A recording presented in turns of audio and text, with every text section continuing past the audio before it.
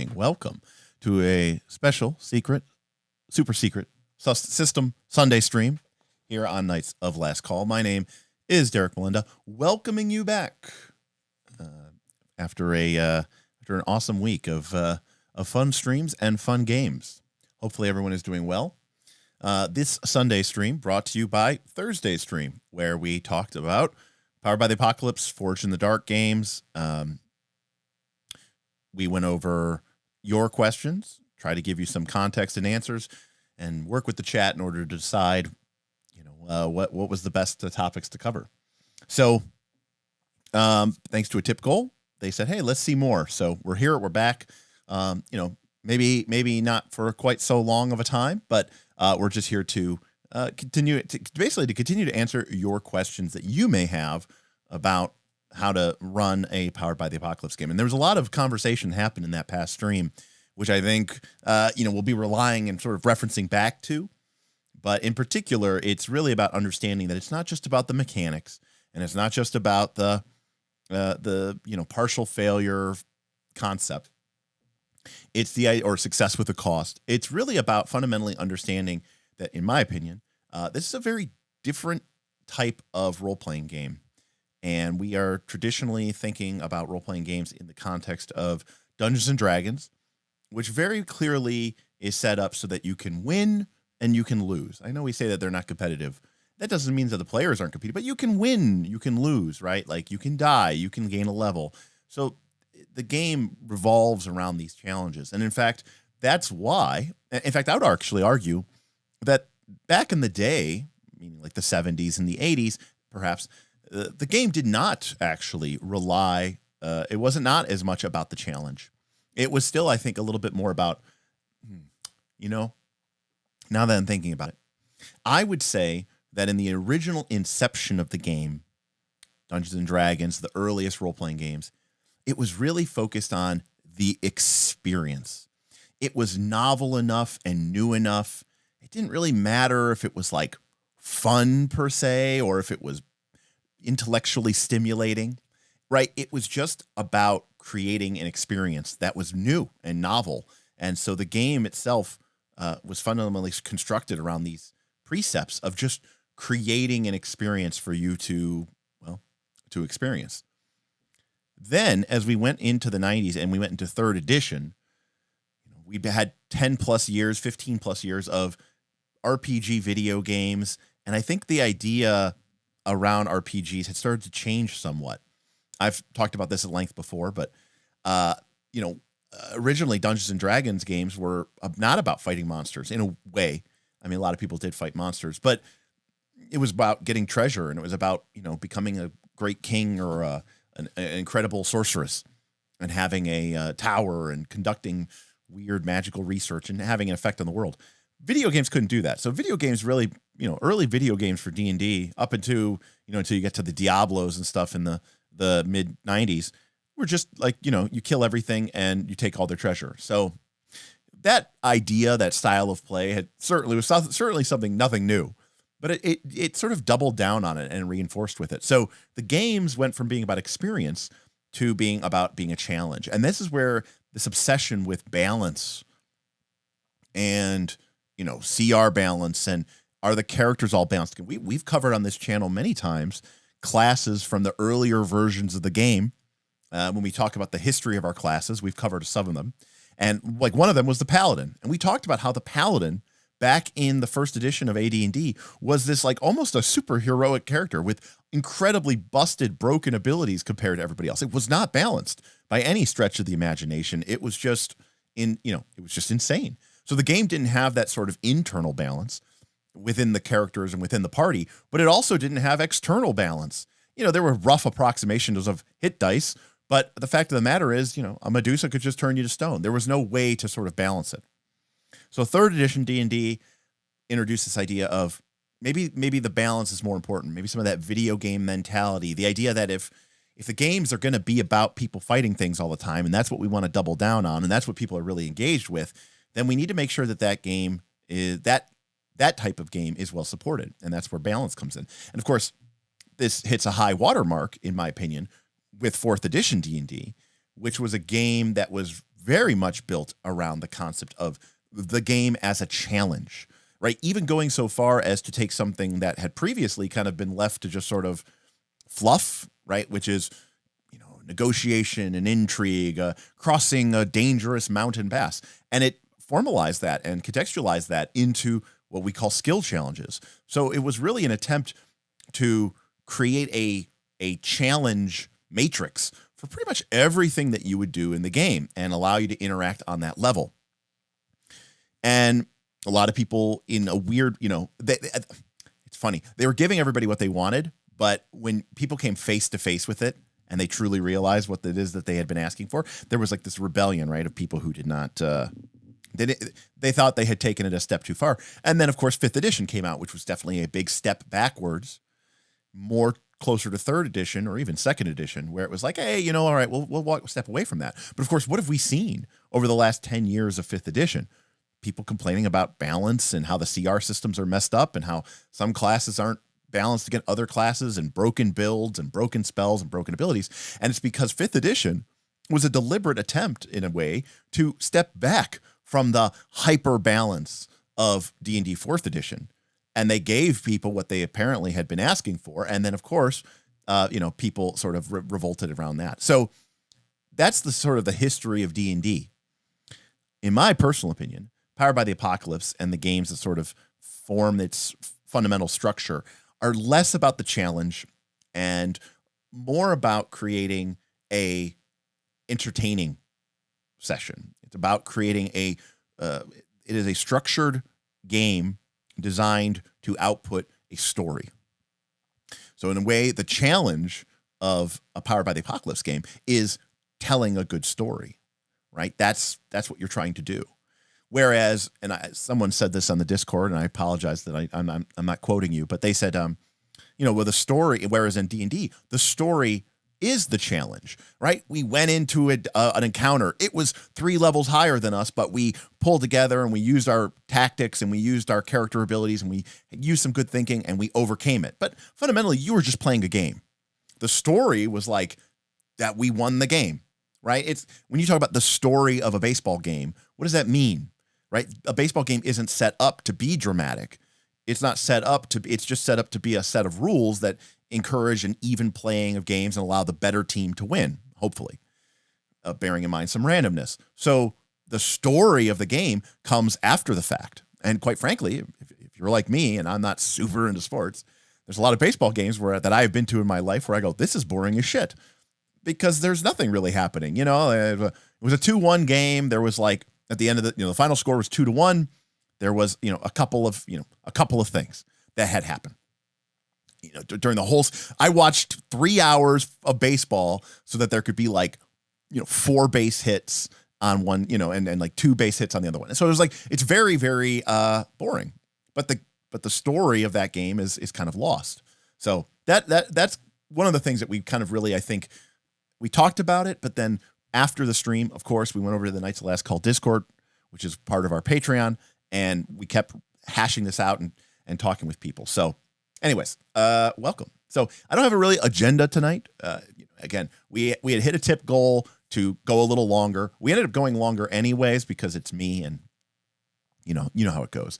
But somebody had suggested, hey, since we hit this tip goal, can we maybe do a part 2? And I said, that sounds like a good idea. And then I went for an extra hour anyways. And then we're here today. So hello. What is up? The Unfortunate Pumpkin.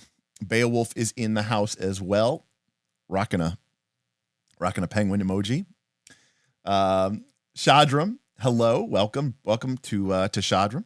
Glad to see you. Love you rocking your loyalty badge. Love it. We need some new emojis, Shadram.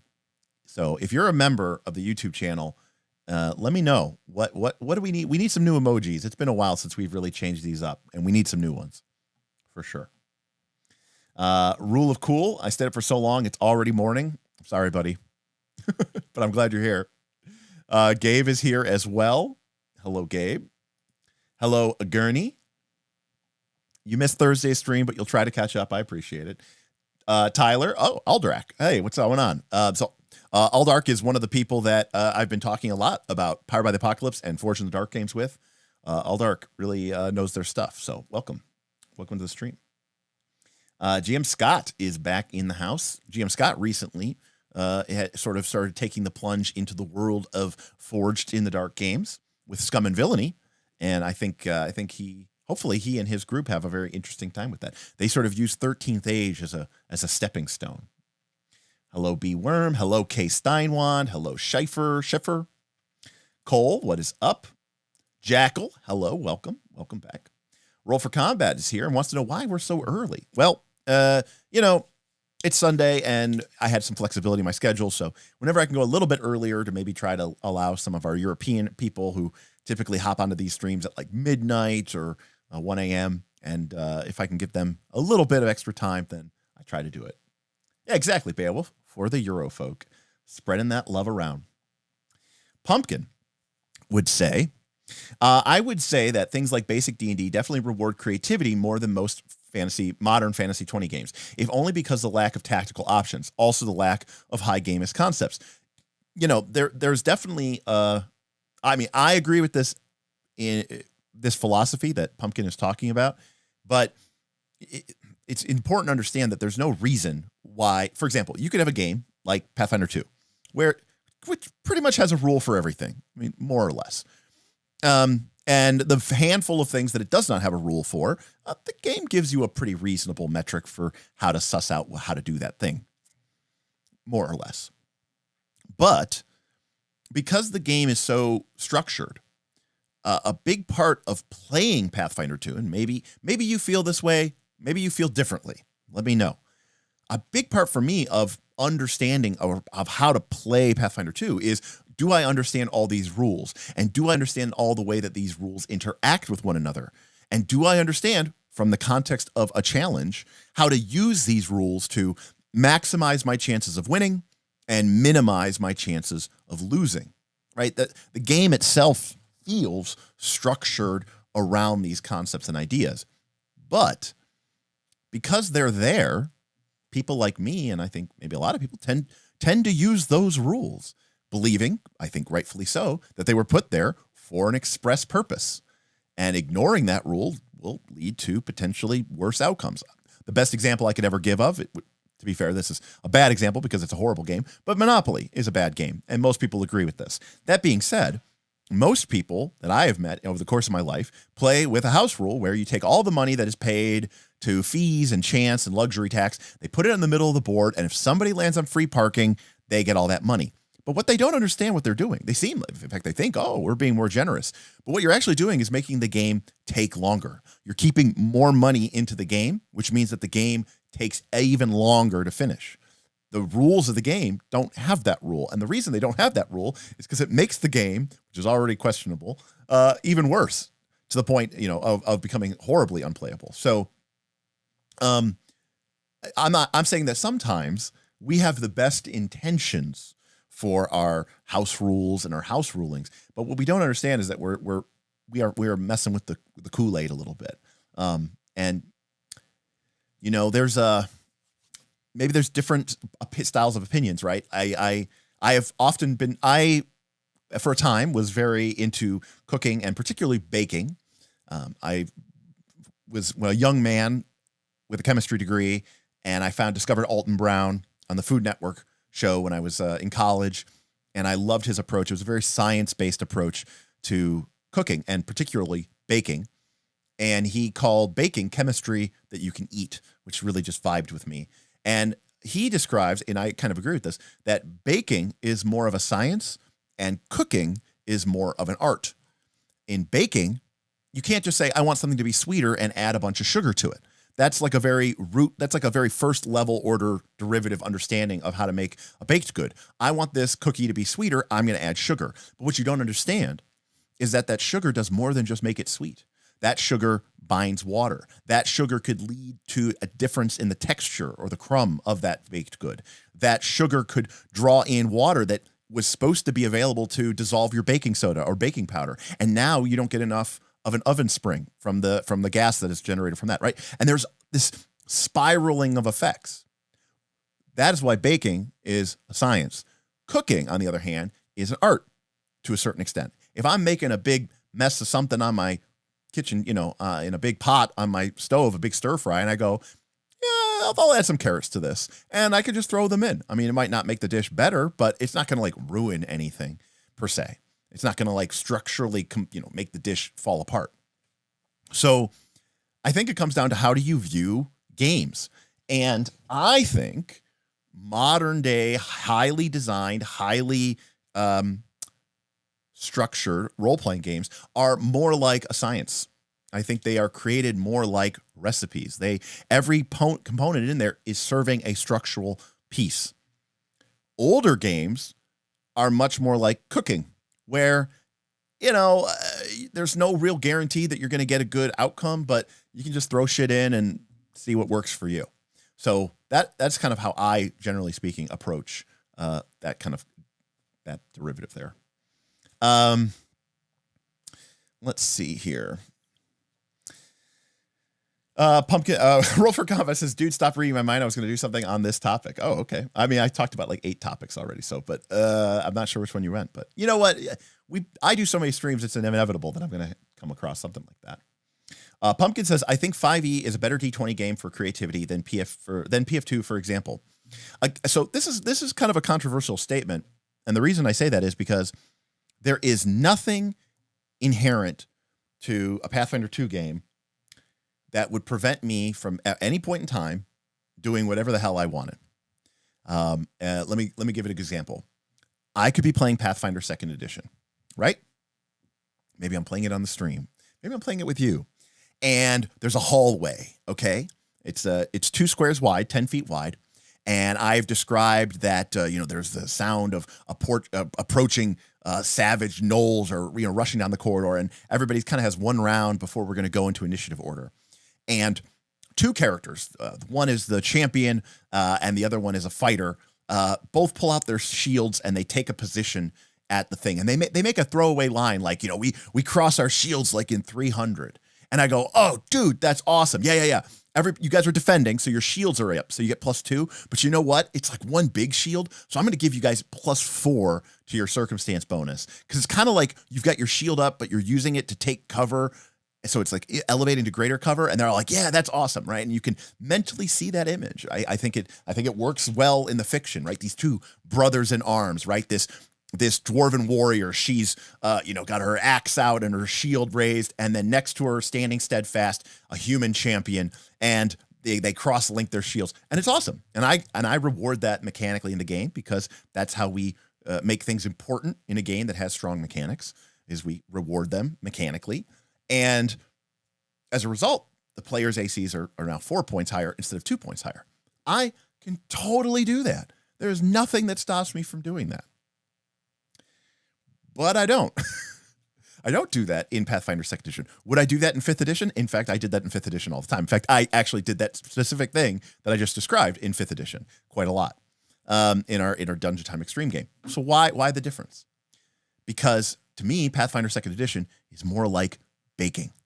And I don't just pull shit out or add stuff in nilly-willy. I respect the fact that it was designed and created by some really smart people, probably smarter than me, and definitely more experienced than me when it comes to game design. And they made these choices and these things, and they put them in there for a reason. And I have enough respect for them that I don't want to just start going and tinkering with the recipe just because, for lols. Absolutely you could. And I have done that, by the way, at home. I've made cookies before, and part of the way that I learned how all of these ingredients work is I've read books, but I also have been like, I'm going to make a cookie, and I'm going to use half as much butter, or I'm going to use 50% or 25% more sugar, and I'm going to see how they come out. And what comes out isn't going to kill you. It's not poisonous, but it's definitely not a cookie, right? I mean, the story goes, right, that somebody made a chocolate cake and forgot to add leavening, right? Forgot to add stuff that's going to make it like a leavener, like baking soda or baking powder, and basically you end up with brownies. So sometimes there's a happy accident, but by and large, you didn't get what you signed up for. And when I have people who are coming over to my house or to my game, and they have a certain base level of expectation about what this game is going to be like and how this game is going to play out, I feel like I owe them that level of respect for the game that we're about to play. All right. Sorry, I'm getting off topic here. Welcome, Quick and Dirty Roleplaying. Glad to see you here as well. Hello. No agenda, just read the GM section. Yes. I definitely need a whiteboard emoji. Okay, Shadram, that's a good one. All right, I'm in, Shadram. I'll find us a whiteboard emoji. Agenda today. Make a clip for YouTube on one fighter's key stat con is what PF2E needs. I do like that. I do like that proposal, by the way, Jackal. It may not make 100% sense, but I think it fixes some issues that I really like, actually. All right. Cole, I'm going to get back to your question here in a second, but I just want to say hype up to everybody else here real quick. But we'll come back to this, Cole. So I don't want to leave you hanging there. DJ Hyper Duckman says, "You're my favorite YouTube stream lately." Yay! Do I have a good one for that? Dungeons and Dragons, Satan's game. No. But thank you. My only experience with PbtA is Monster of the Week, which is a great game. And it's been so much fun. The biggest advantage of Monster of the Week is it really taps into ideas and tropes that people are really, really familiar with. It taps into Supernatural. It taps into Buffy. It taps into these cultural touchstones that I think people have a really easy time grokking. And so it even to a certain extent, the modern horror kind of genre of games, of movies. So I think people have a lot of touch points to that. And whenever you have resonance, right, what Mark Rosewater called resonance, where you can take something from the real world, people that everybody knows, and then you can just apply it to your game, and everybody goes, "Oh, I know how that works. It's just like Captain America's shield." And everybody goes, "Oh, I get it. And we don't need any further rules explanation. Let's see. GM Scott talking about Monopoly house rules and how they make the game horrible. Why would you add a rule to make Monopoly even longer? My mother made me endure this once a week, says Solana. Oh, right. You also skip auctioning. You're right, Shadram. Those are the two things I see the most: free parking and skipping auctions, which means that, again, properties aren't in people's hands, which means that when people do get properties, people won't trade or sell properties, which is another problem. Gabriel is here. Hello, Gabriel. This is very true statements about baking. I'm a man of many talents. Mostly because I'm just constantly being pulled left and right. Different things interest me and I want to dive into them. But I have always been a very, very strong baker. I make a lot of I make pizza dough from scratch. I make a lot of my own bread at home. So, with just some kneading and some flour, flour, salt, water, and yeast is all you need to make good pizza dough and to make good bread in general. Let's see. Tyler says, baking equals classic music and cooking equals jazz music. Okay, I can dig with that. Yeah. Exactly. One is about precision and about respecting what the people did and the fact that they put this note here. There's a great line from a movie called Amadeus, which is about the life of Wolfgang Amadeus Mozart. And the main villain / protagonist in the game, in the movie, which is played by F. Murray Abrams, is a Solinari, Solinari. He's like the Italian composer. And he says, when he first sees Mozart's genius, he goes, add one note and it would be diminished. Take away one phrase and the structure would fall apart. Salieri. Thank you, Callimachus. Salieri. And it's a great line. And it in a way, with greatness comes fragility in a weird way. But jazz music, it's just like, I saw a video recently with Victor Wooten, right? From, Victor Wooten, he's a bass player. And he was talking about how he's like, it doesn't even really matter what notes I play. All that matters is the groove, man. And he's like, here, I'm going to play this and I'm going to play the wrong notes. And you tell me if you can really feel the difference. And he's like, boop, boop, boop. He's like, that's the wrong note. That's not even in the key. He goes, but it doesn't matter. You're jamming along because, the vibe is there. The funk is there. Roll for Combat says, holy crap, Derek is on fire tonight. I'm going to steal all of this. You know what, buddy? I'm glad somebody could use it. Let's see here. Golda Cat, lol. This is why I enjoy OSR so much. When I enjoy OSR, it's because I want a different type of game. I don't want a challenge. If I want a challenge, I am going to go play 4th edition D&D, or I'm going to go play Pathfinder 2nd edition. I find those games to be challenging. The intellectual stimulation of customizing a character, putting it into the series of challenges that the game mechanically has aligned for me, and then seeing if I and my fellow party members can combine our forces and roll with the punches of the dice rolls and use the rules and use our feats and use our magical items to the correct way to overcome our foes and achieve victory. That is a challenge-based experience. And don't get me wrong, there's plenty of games that I play where that's what I'm here to do. When I play Magic the Gathering, I have a challenge-based mindset with Magic the Gathering. I used to play competitively, and even still today, this day, I won't just like play Magic the Gathering. Like back in the day when I was, going to a bunch of tournaments, I might play Magic the Gathering if we were testing for an upcoming tournament, or I'll play draft up at my local shop sometimes on Fridays. But we play money draft, right, where the losers pay all the money and the winners get to keep all the packs of cards. So there's stakes, right? There's money in the game. But there are other people who don't play Magic for competitive. They play it for the experience. Okay? So they play it the way that, I would usually say that's a Commander style of play. And they're like, I just want to be here, man. I just love seeing the cards get played and cool stuff happens. And I'm not really trying to win. I'm just trying to like make this into something cool and fun. And so that's kind of a big distinction. For me in Magic, I have no interest in that sort of experience-based play. But in RPGs, I enjoy a wide gamut from what I would call the sort of the experience-based play to the challenge-based play to the sort of entertainment-based play. And either way, there's usually a role-playing game genre or system or type of role-playing game that fits that realm or region best. Bearded D20, on the other hand, thinks that 5e and PF2 are both bad for creativity. It's an interesting statement because there's two ways to view whether or not a system is good for creativity. The one is, does the system contain explicit mechanics that encourage creativity? A good example of this would be Fate or Fabula Ultima, which literally has mechanics based around players being able to creatively interject and declare narrative truths and alter the story.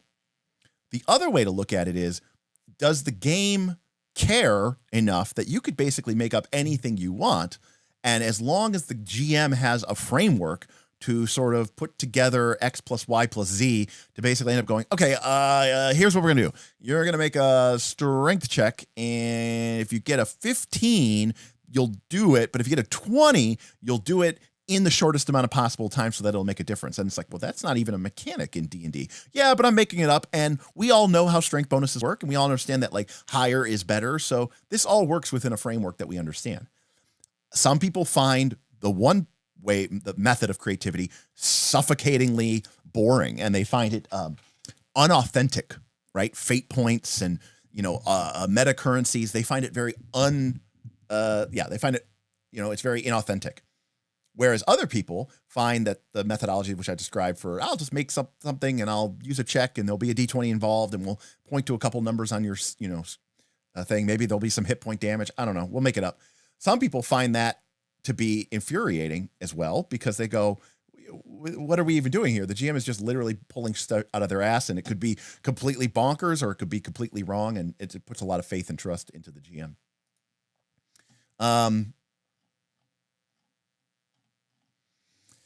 I observe that creativity decreases as more solutions are provided on the character sheet, for sure. I agree with that. I think, generally speaking, if players are looking down at their character sheet, they are in a challenge-based mindset, right? They're thinking about what mechanics are on my character sheet. That is the first step in their process of deciding what action they're going to take, as opposed to thinking about it strictly from a, sort of what we would call the fiction, right? And just saying, I don't even care about my rule sheet. We actually had a really cool thing that we talked about on Thursday, where I joked about how I said probably the best way, ideally, that someone could learn to play Powered by the Apocalypse would be you have a game master who really doesn't know the rules that well. And then you have a bunch of players and they're just talking back and forth. And then somebody else, a third party, is the referee, and then I've got a whistle. And whenever you do something that the rules state triggers a move, I blow my whistle and I stop you both, and I go, okay, hold on a sec. I know you were about to answer that question, or I know you were about to tell them that, but no. We're going to do something different here. The game is going to get involved. It's going to interject. It's going to interject randomness. It's going to flavor the story a little bit. We're going to go potentially in an unexpected direction, or there may be choices or consequences or hard bargains. And we're going to roll the dice to find out what happens. And that way we keep this story a little bit feral, other than it just being you and me and our fellow players talking back and forth. We interject this moment that leads us in a new direction. So I said, you have this like third party ref who blows in, and says, no, stop, make a rule, So that'd be like the best way to learn how to play, Powered by the Apocalypse. Pumpkin likes Monopoly, and I've just lost all respect for Unfortunate Pumpkin. That game is terrible.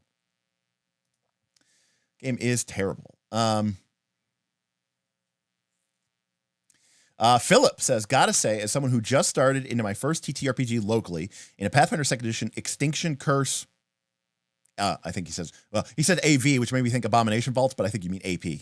I was very fortunate to stumble on this channel. Join the Patreon. Sick. Love to see it. And learning lots. Wife not happy. We do get occasionally where the spouse, wife or husband is a little upset, because people do spend a lot of time on our Discord talking about role-playing games, because there's always people to talk to about them. Let's see.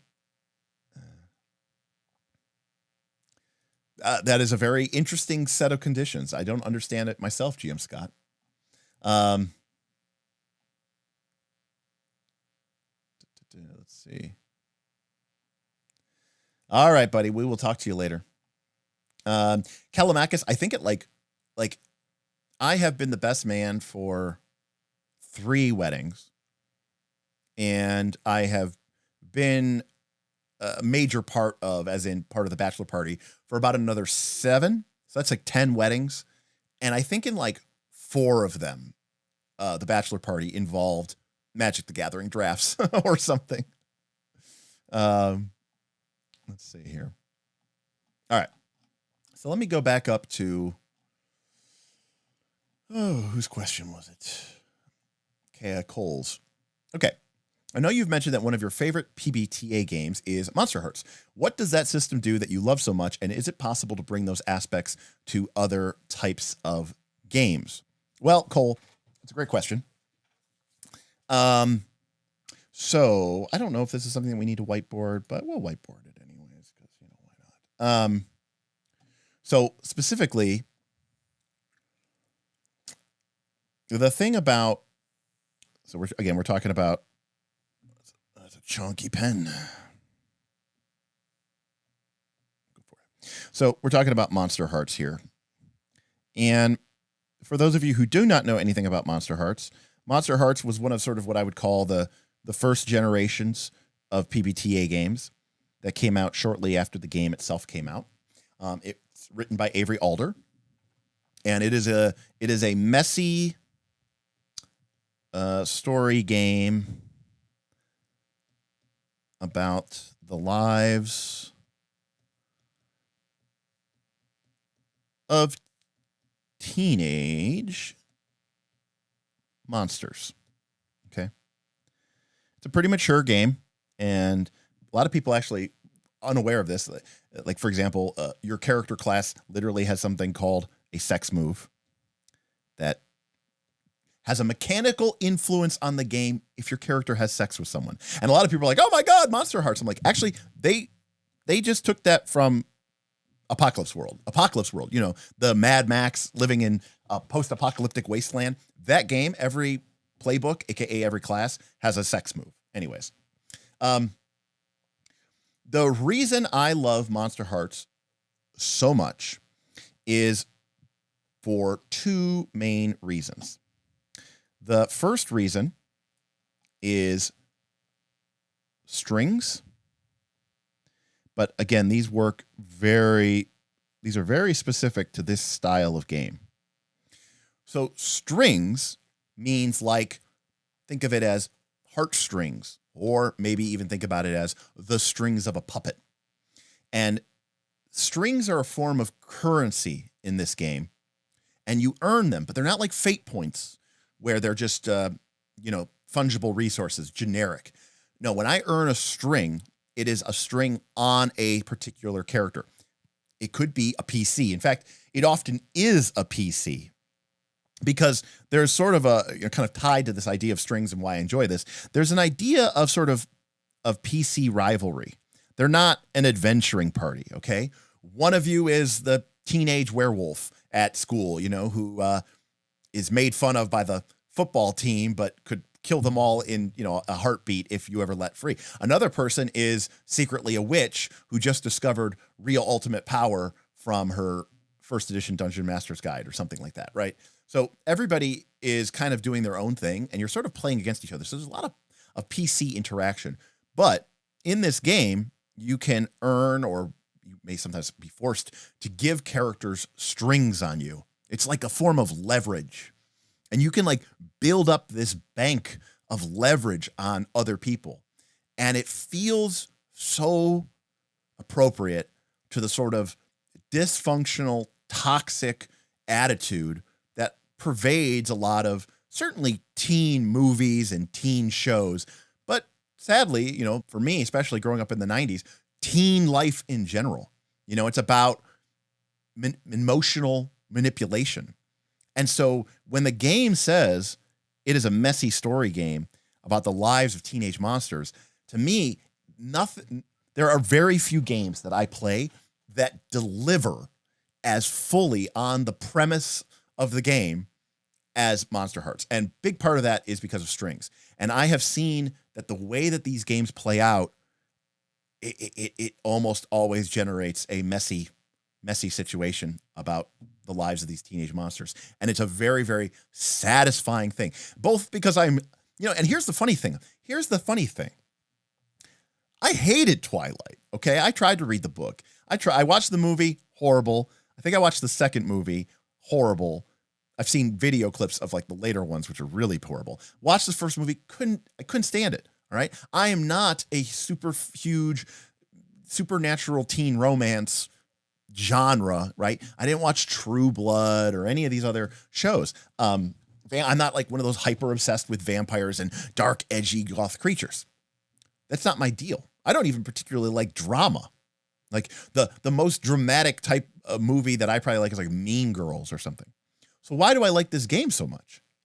Because it delivers so strongly on its premise that even though I don't actually love the genre, it works so well. It's like I'm in awe. The bigger part of me is the RPG nerd, and I just see this RPG working so well that I am just like shocked. Okay. What's the second thing that I love about this? This is we're getting really into the depths here on Powered by the Apocalypse logic here. Okay. So I'm going to see if I can find this really quickly. Okay. So like most Powered by the Apocalypse games, there's a series of basic moves. And I've always said this before, like when you read a Powered by the Apocalypse game, look at the basic moves. They are going to tell you what this game cares about.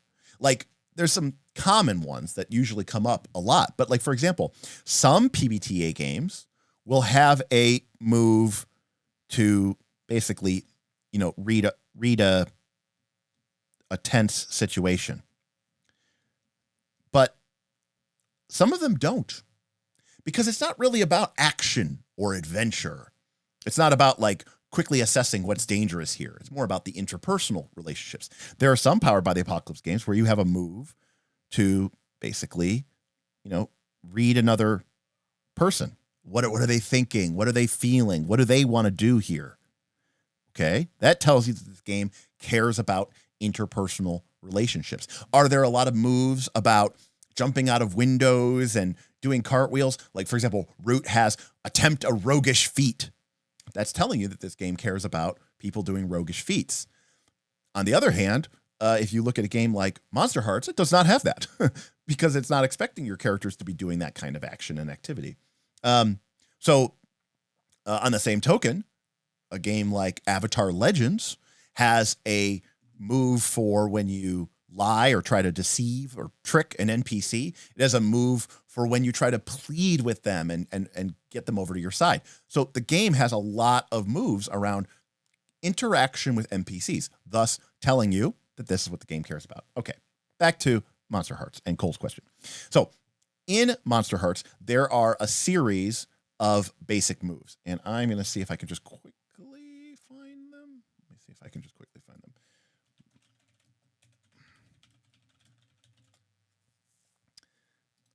All right, player reference sheet. Does this work for us? Maybe, maybe not, maybe. Okay, yeah, we do. Okay, cool. All right. All right, here we go. So here are our basic moves for Monsterhearts. Okay? So we can turn someone on, right? We basically, we flirt, we're using our sexuality or we are using a person's interest in us as sort of a weapon, right? We can manipulate an NPC. We can shut someone down, right? We can lash out physically. We can run away. We can gaze into the abyss, and we can hold steady. So what's brilliant about these moves is that these moves are all ways of dealing with situations, okay? Turning someone on is a great way. Let me phrase it. Turning someone on is about sort of exploiting the emotional bond between you and another person to use it for your advantage. And in fact, if we look at what this does in the game, when you turn someone on, you roll with your stat, which is called hot. And on a 10 or higher, you take a string against them. In other words, you have gained currency, manipulative currency that you can use against that PC at a later time. Or it could be an NPC. And then on a 7 to 9, they choose one. They give themselves over to you.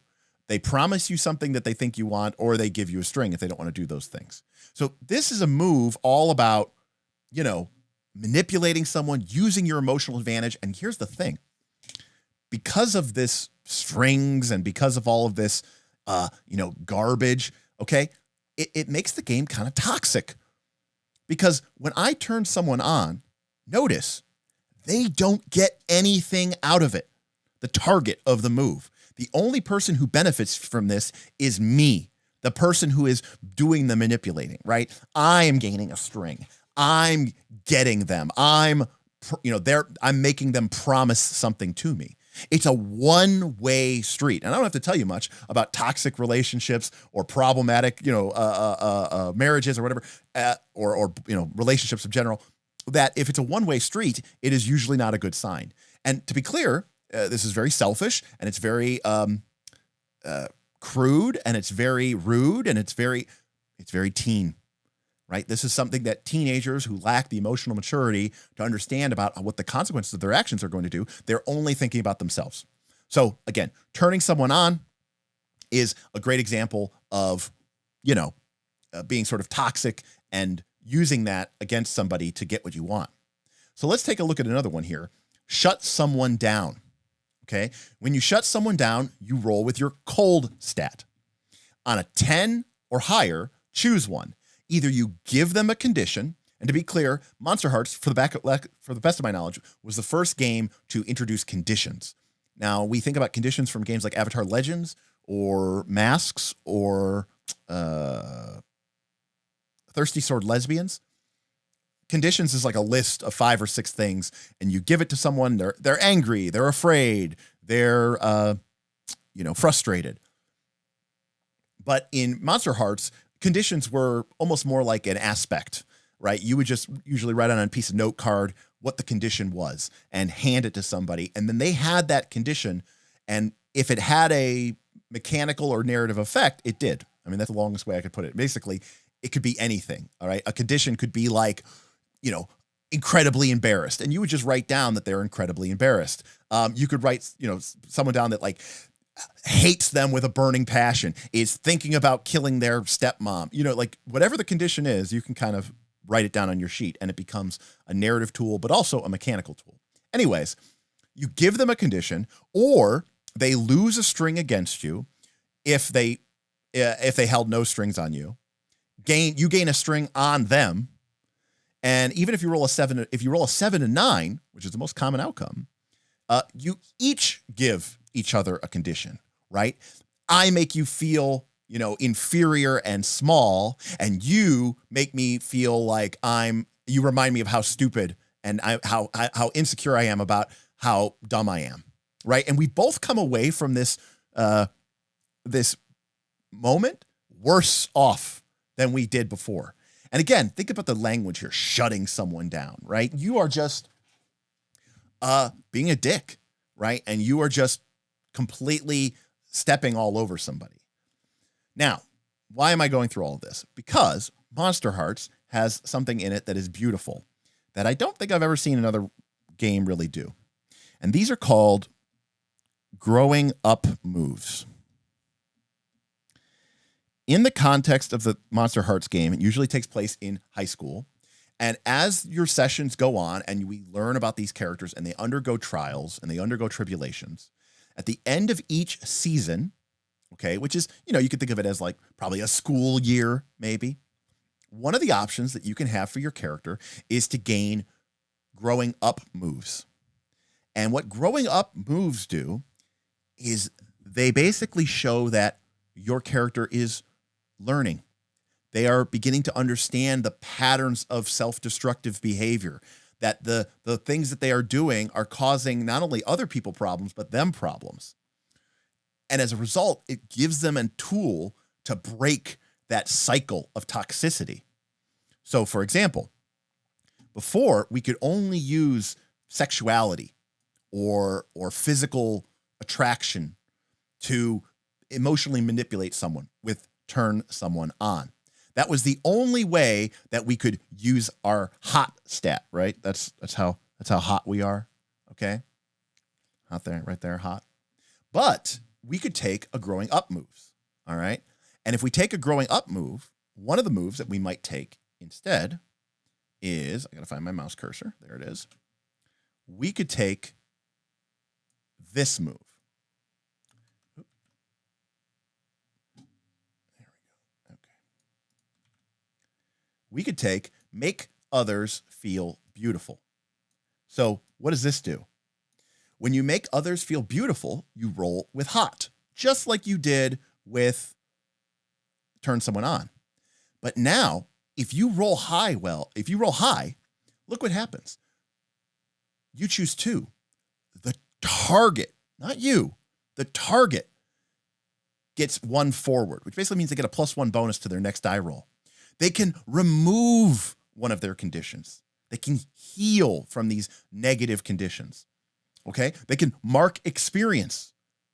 They can actually get advance in the game because you're helping them to become someone better or to become someone new. And you can benefit, right? This is the first move that we've seen where, look, if I choose they get +1, and then I can also choose I get +1. We both benefited from this exchange. Okay? And then on a 7, 8, or 9, I can offer them an experience point if they do what I want them to do. So it's still a 7, 8, or 9. It's still not great, but it's a choice. The person gets to make a choice. And if they do decide to make the choice, they are rewarded by the game. They're not just doing it because they're forced to do it. They're doing it because they want to do it and because they want to learn and grow. So this is an example of now, before the hot stat was just used to emotionally manipulate people by turning them on. Now we can make people feel beautiful, and it becomes a healing tool instead of a manipulation tool. All right. And there are other examples of growing up moves. I'm not going to go through all of them, but the end result is a lot of these moves end up sort of being replaced by grown up moves. Shutting someone down becomes calling people out on their bullshit, right? Lashing out physically becomes intervening against an act of violence, right? And gazing into the abyss becomes sharing your pain with others. So these sort of 4 core moves of the game, which rely on your 4 stats, which are, by the way, hot, cold, volatile, and dark, basically each get a grown-up move, which instead of creating a cycle of ever escalating teen drama and hurt and pain and trauma, instead allow people to finally break out of that cycle. This to me is just such an incredible game design. I even though this isn't my like favorite genre, this is why I love Monsterhearts so very much. These 2 main things here, but there's other things, but that is the 2 main things. I mean, I also cannot help myself but say I had some incredible Monsterhearts games at Gen Con and Origins back in the day, run by some incredible game masters, and it was just such an incredibly rewarding and fun experience that it just, it left its mark on me for that purpose. All right. So hopefully that answers the question. Let's see here. Jackal says, I think that 5e set out to be baking, but nobody liked the recipe, so they just started throwing different fruit on top. That is also entirely possible. And I think Shadram here, going back to what we were talking about before, we talked about Monsterhearts. The problem I've had with creativity in PF2 is that there's a feat for that issue. And I've had some players get very upset when I've let someone do something that a rules say you need to take a feat for. And I think that I think people are very casually dismissive of this. And I think it's really important. Because if your game, if the reward cycle of your game is you get experience, so you level up, so you get to take this feat, that if you are allowing people to just use that feat without having to take it, you're basically saying the reward cycle of our game doesn't really matter. And what you choose isn't really that important. And of course, some people say, well, that's why you make it take 3 actions, or you make the DC very hard for your level, which is fine. But it's also sort of a weird message, because now you're saying, don't bother to do something unless you took the feat for it. Because yes, I'm allowing you to do it, but it's so bad that it pretty much isn't worth your time. This is what 3rd edition D&D did when they said, everybody can dual wield. But if you don't have 2-weapon fighting and ambidexterity, you're at -6, -10 with your attack rolls. And it's like, gee, thanks, I can really dual wield. No, you can't. Yes, legally you can, but effectively you might as well not be able to.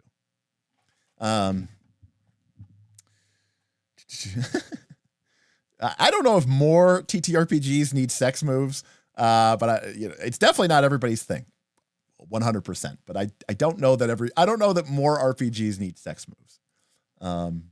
I do, however, agree that strings are very, very awesome. I don't like how other characters can just turn you on, even if you don't find them attractive at all. At least that's how it appeared to work to me. Seems wrong. Actually, the rules of the game very, very explicitly go into this. There is a sub-context or subtext here of the game that that as a teenager, you aren't always in control, and you don't always get to decide what makes you angry or what makes you turned on. There's a little bit here of, there's an element here of sort of understanding potentially ideologies of queerness, and, potentially not really knowing what makes you, get turned on. And it doesn't necessarily have to be something, from the sort of LGBTQ spectrum. It could be something like, I don't know, bondage or BDSM or something like that, right? So there's this idea of like, you don't always get to pick what your kink is, I guess is what I would say. The mundane is terrifying. The mundane is great. I love the mundane. One of my best, I wasn't a mundane, I was a vampire. I was a female vampire. Her name was Amanda Penelope Starkweather. Anyways, she was a bitch. I loved her. Anyways, there was a mundane in the mini campaign that we played, and it was such my vampire was like, it was very much like Edward and Bella, but instead I was the girl vampire, and but she was also a female, so it was there was definitely a sort of homosexual vibe there, but she was like a barista, very mousy, very Kristen Stewart Bella-esque, but it was a really fun. It was like she was like the one character I couldn't get in the entire thing. It was awesome.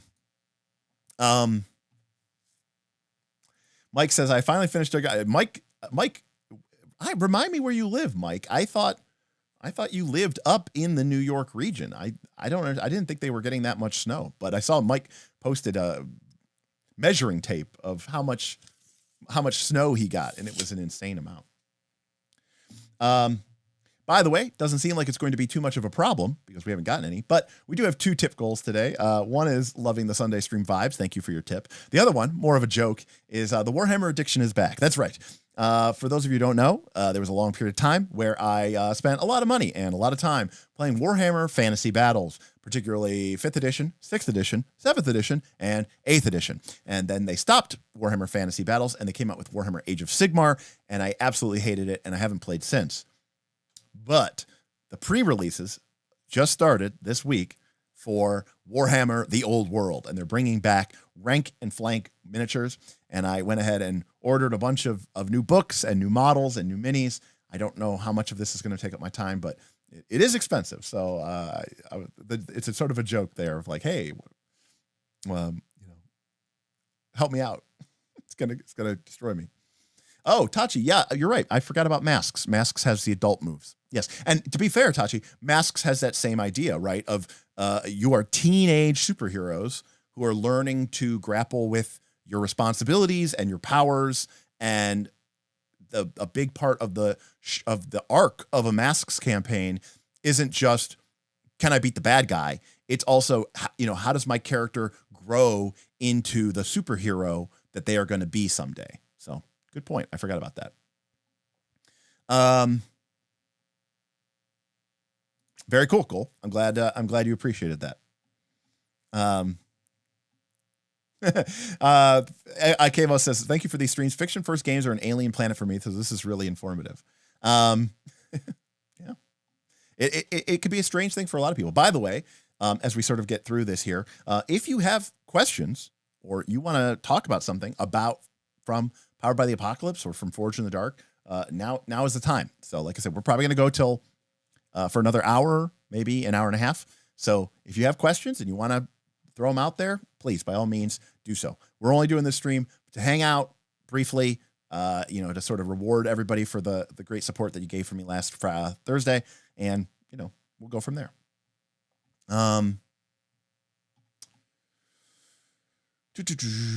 Apparently John Wick is working on a space-driven space opera style RPG. All right. It's there's a market issue here too, right? Like you want your game to be as, family friendly as possible. So that's why I think you don't see as much sex in role-playing games, right? You're in Poughkeepsie. All right. Well, Poughkeepsie got destroyed. We got like maybe a 1/4 inch. It was snowing, but it wasn't sticking.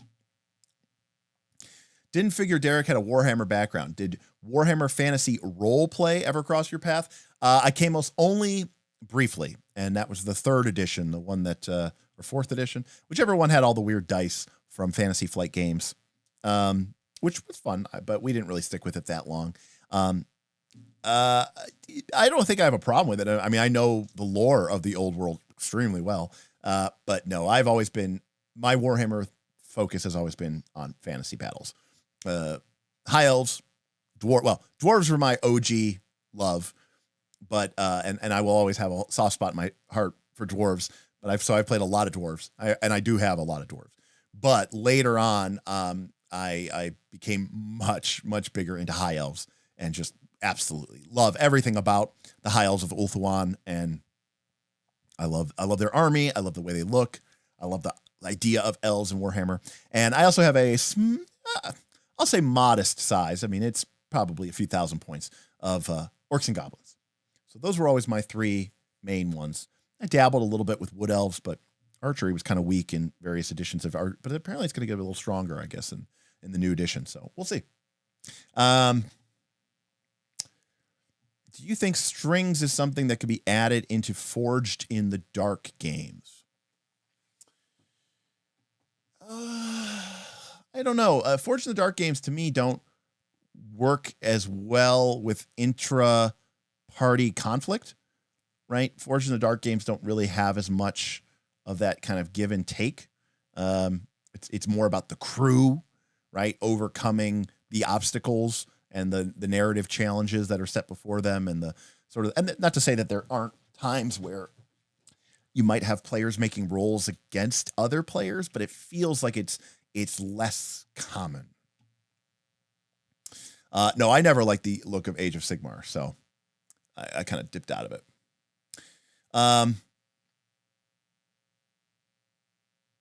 Family friendly, like Root. Just don't look at Farron's art too close. Well, that's the thing about Root. You know, Coates, I don't know if you watched our Root actual play, which was like 6 or 7 sessions, and it was you know, a very hyper mature. We said it was Game of Thrones meets Redwall, or you know, meets you know, cute animal fun time. But I mean, that's the whole premise of Root. That's why Root is supposed to be this kind of like brutal world and game, but done in a weird kind of almost like in a satiristic way, because of the cute animal illustrations. Squigs are hella fun to paint. Yeah, I mean, I love Night Goblins, and 8th edition I used Mangler Squigs, but I never really built up that big of a collection of Squig herds, even though they were really great. They were strength 5, just crazy. I think they're still strength 5. They're in the new edition. I have to get my book. I just pre-ordered it. So, Lizardmen, Bretonia, and Wood Elves. I had a couple 100 points of Wood Elves, and I got out of them, but I just ordered Beowulf. So the 2 launch armies they are coming out with, they have these big boxes with 80 plus minis in them. They have a Tomb Kings, and then they have a Bretonia. And so I ordered the Bretonia box, which also includes the rule book. And so it's got 20 knights of various things, a couple Pegasus knights, a lord mounted on a royal Pegasus, men at arms, trebuchet, the whole 9 yards. Maybe like a prophetess or damsel of the lady. Looks like it's going to be awesome. Lizardmen, never a fan of. Didn't even play them when I played Total War. Just, I can't get into the whole Lizardmen lore that much. But that's what's so great about these games, right? You can find what you like and go with it. Not sure if you covered this in the previous stream, but do you have tips for getting D&D and Pathfinder players into the right mindset for Blades in the Dark, powered by the Apocalypse? I do. Play 13th Age. I mean, I'm kind of being a joke here, kind of joking, but honestly, it's a great stepping stone from a totally challenge-based play, grid-based minis, defined, discrete skills. And Shadram, I don't know how much you are familiar with 13th Age as a game, but we've done lengthy streams about it here on the channel, or at least one. But one of the most important things about 13th Age is that in 13th Age, your character might have, instead of skills, you have backgrounds. And backgrounds are just what you describe your character did, but they have a number attached to them. So you might have, for example, you might write, I was an imperial assassin for a period of time, or, I don't know, I studied at the new Jedi Temple, right? Maybe we're playing a little bit more of a Star Wars type game. Okay. But these get a bonus, right? So +3, +2. So what ends up happening during the course of the game is you may go to take an action. Again, we're just going to be talking about what we're doing.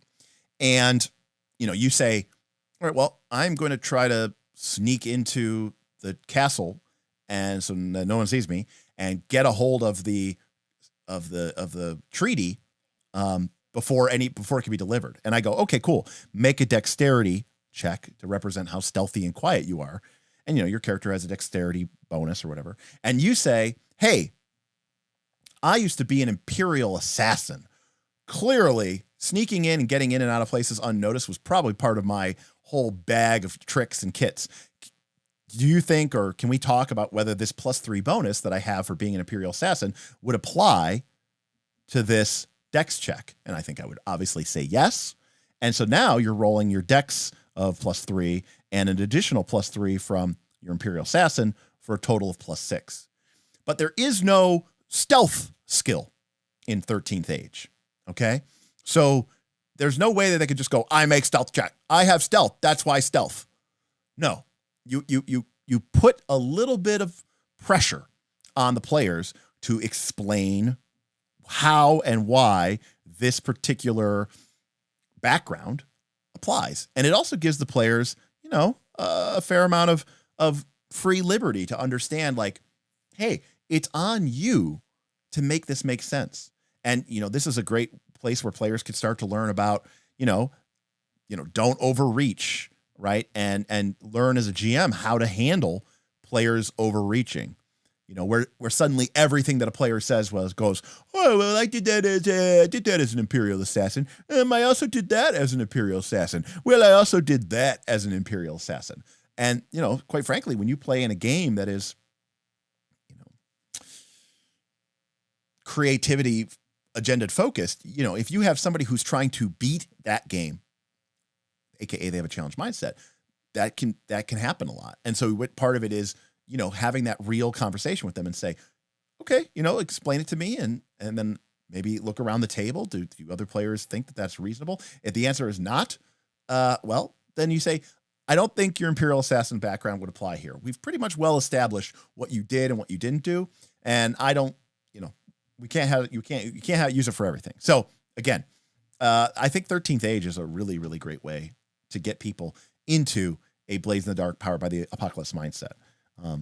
As far as I know. Let's see. Strings are kind of in Girls by Moonlight, but set as bonds, I think. I haven't really gone through my Girls by Moonlight book yet. It's a beautiful book, though. But I have not gone through it yet. Let's see here. 2x speed to catch up. Sick.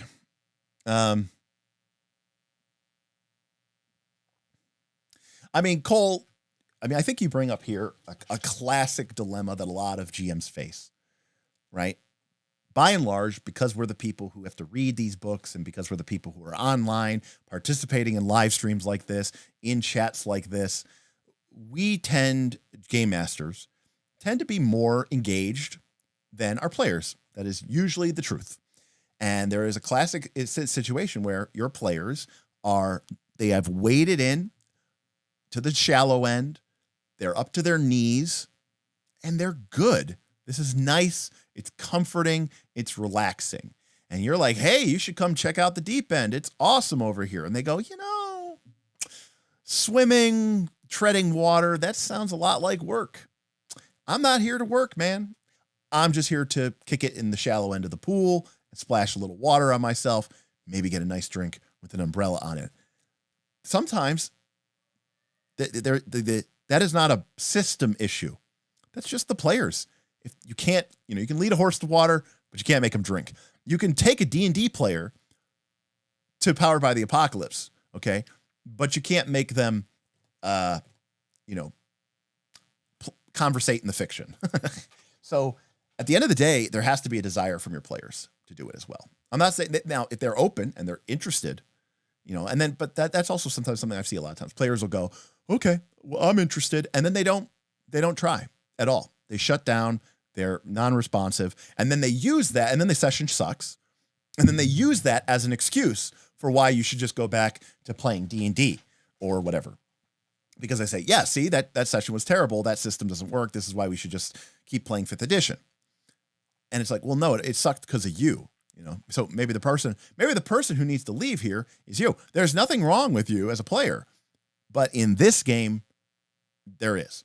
And so maybe I need to play without you or play something else. Unfortunately, the social constraints of RPGs are still a reality until AI bots replace us all.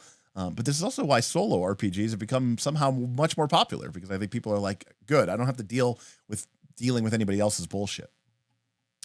Have you looked at Urban Shadows? I own Urban Shadows, Lysander. I've glanced through it, but I've not dug deep into it. But it was a very early Magpie release. But considering how much I really appreciate Root and Avatar and games like Cartel, I'm sure I would find it enjoyable. Although I'm sure it'll also probably feel a little bit basic because they were just starting to sort of figure out what direction they wanted to take Powered by the Apocalypse. KLC campaign set in the 100-acre wood when? Oh yeah, that'd be brutal. Freaking just Pooh Bear is just ripping people's heads off. Tigger is just tearing people to shreds. You bought the book after the 13th Age stream, but you haven't gone too deep into it. Well, I definitely recommend it. And you can really get a lot of good advice, Shadram, from GM Scott. He took that advice. He ran 13th Age for his group. And my understanding is his group was like a super diehard, D20 only. And I think that they have really come a far way since then.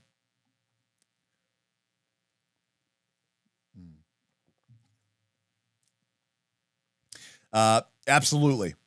It is definitely smuggling in narrative as mechanics. Yes, 100%. The game is very honest about that. I mean, why does that necessarily turn you off, though? Maybe is that just not your style, or are you saying that there's something about specifically 13th Age doing that is a problem? Rule of cool. Enjoy your evening. Get some good sleep. Eeyore wins with the power of depression and melancholy. Okay. We'll just go ahead and do it. Although I've yet to play it, I bought Heart, the City Beneath in the hopes of having all that styling in a dungeon delve with the narrative push and heroic ride to an epic conclusion. Yes, as long as everybody is fine with Heart being really weird, because Heart is a really weird game.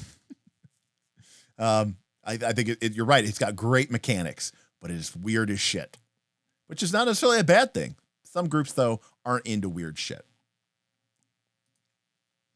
Okay, cool. Point Blank. Yeah, I've done 3 13th Age campaigns. All of them were bangers, just absolute bangers. Is that my favorite stuff of 13th Age? I like the I mean, I think that the mechanics element of the game are actually quite good. Like the clerics have their spells and they can cast them for power or they can cast them for broad effect.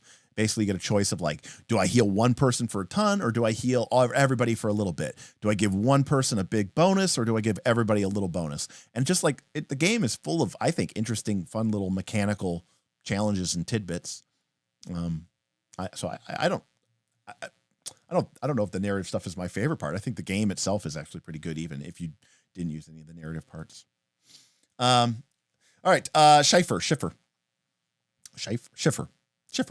I'm sorry if this has already been asked already, but how many moves are expected to trigger during a scene or session? Like how often should we be rolling dice? Great question. In a game like Avatar Legends. Fantastic question. Well, the cop-out answer is as often as you need to, but the real answer is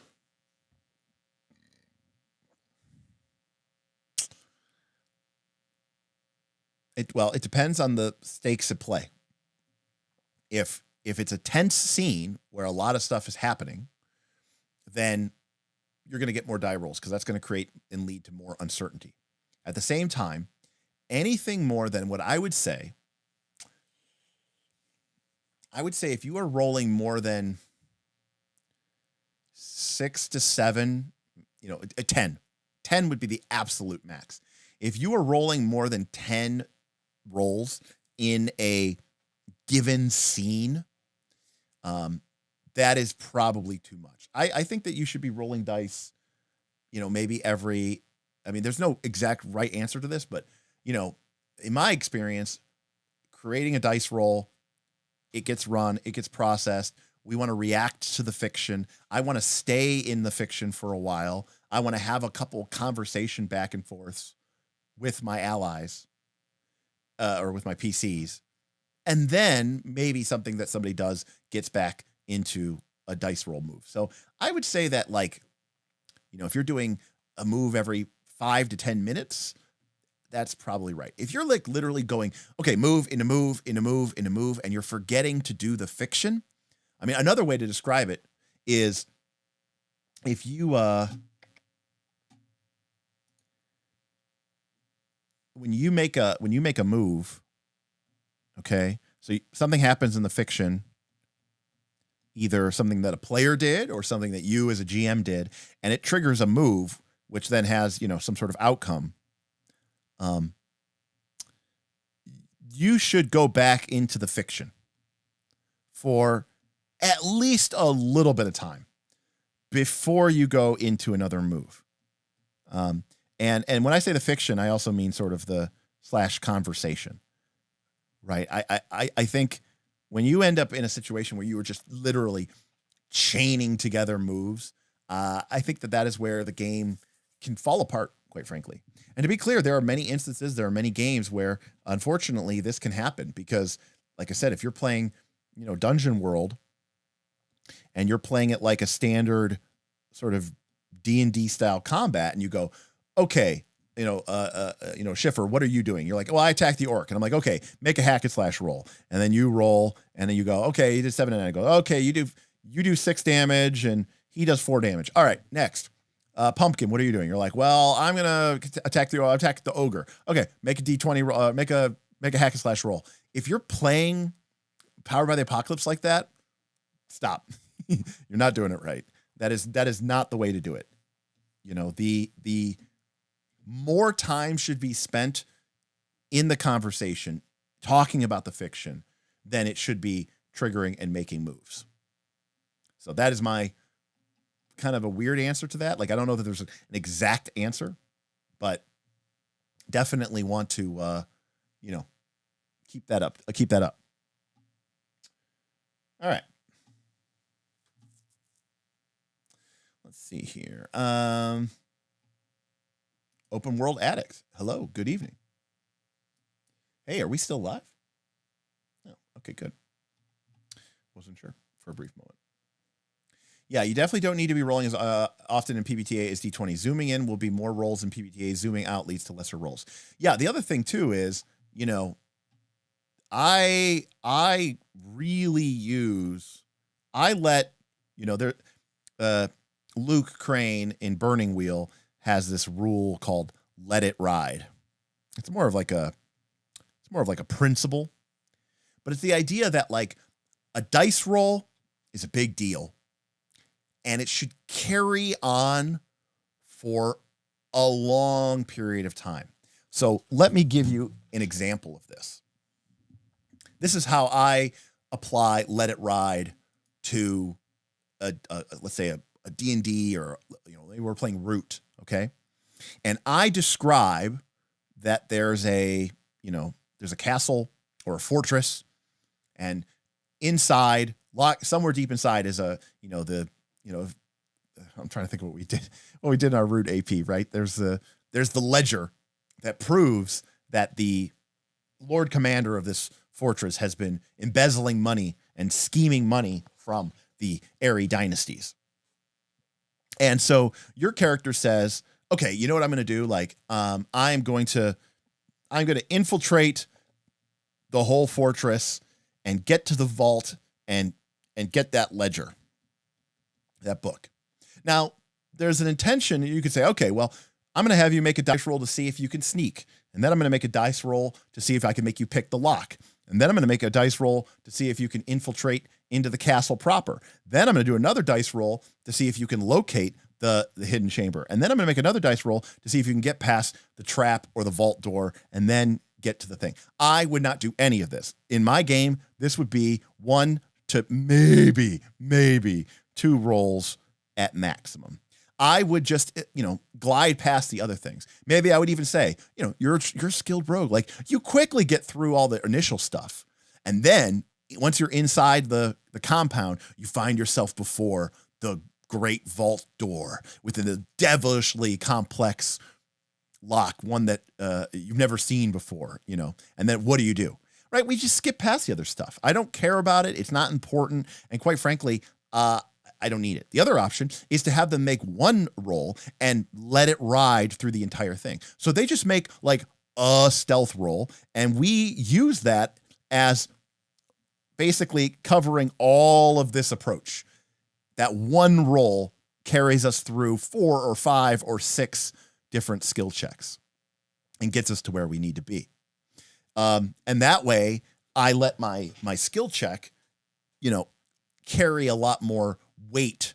And so again, getting out of the D20 mindset, it makes the skill check less of this discrete task, this discrete moment in time, and think of it more as like a montage sequence, right? From a movie where it's like, it's that scene of the highly proficient thief or rogue, making her way through the vents and then down and then scanning, hacking the numpad and getting access to the lab. It's like, it's a montage sequence. That one role does not represent one specific discrete task. It represents a wide range of activities that is ideally, hopefully, going to highlight how awesome and kick-ass and badass the player is. The other thing that this lets us to do, this is more of a Forged in the Dark thing, although it applies to Powered by the Apocalypse, but this is specifically a Forged in the Dark thing. So one of the things that in Forged in the Dark is if you get, right, if the highest roll you get is a 6, right, you get a full success. And if you get a 4 to 5, it's basically success with a complication. Okay, and then obviously 1, 2, and 3. Now let me see if I can pull this up really quick here. Let's see here. Is this it? No. Looking. Here we go. Okay. So, I'm sorry. Success with, I got it wrong. That's what I knew. I got it wrong. With a consequence. Okay. One of the consequences can be a complication. So when we talk about Blaze in the Dark, we talk about the different ways that you can, what's the word I'm looking for? The different consequences that you can put as a result of a 4 or a 5. Okay.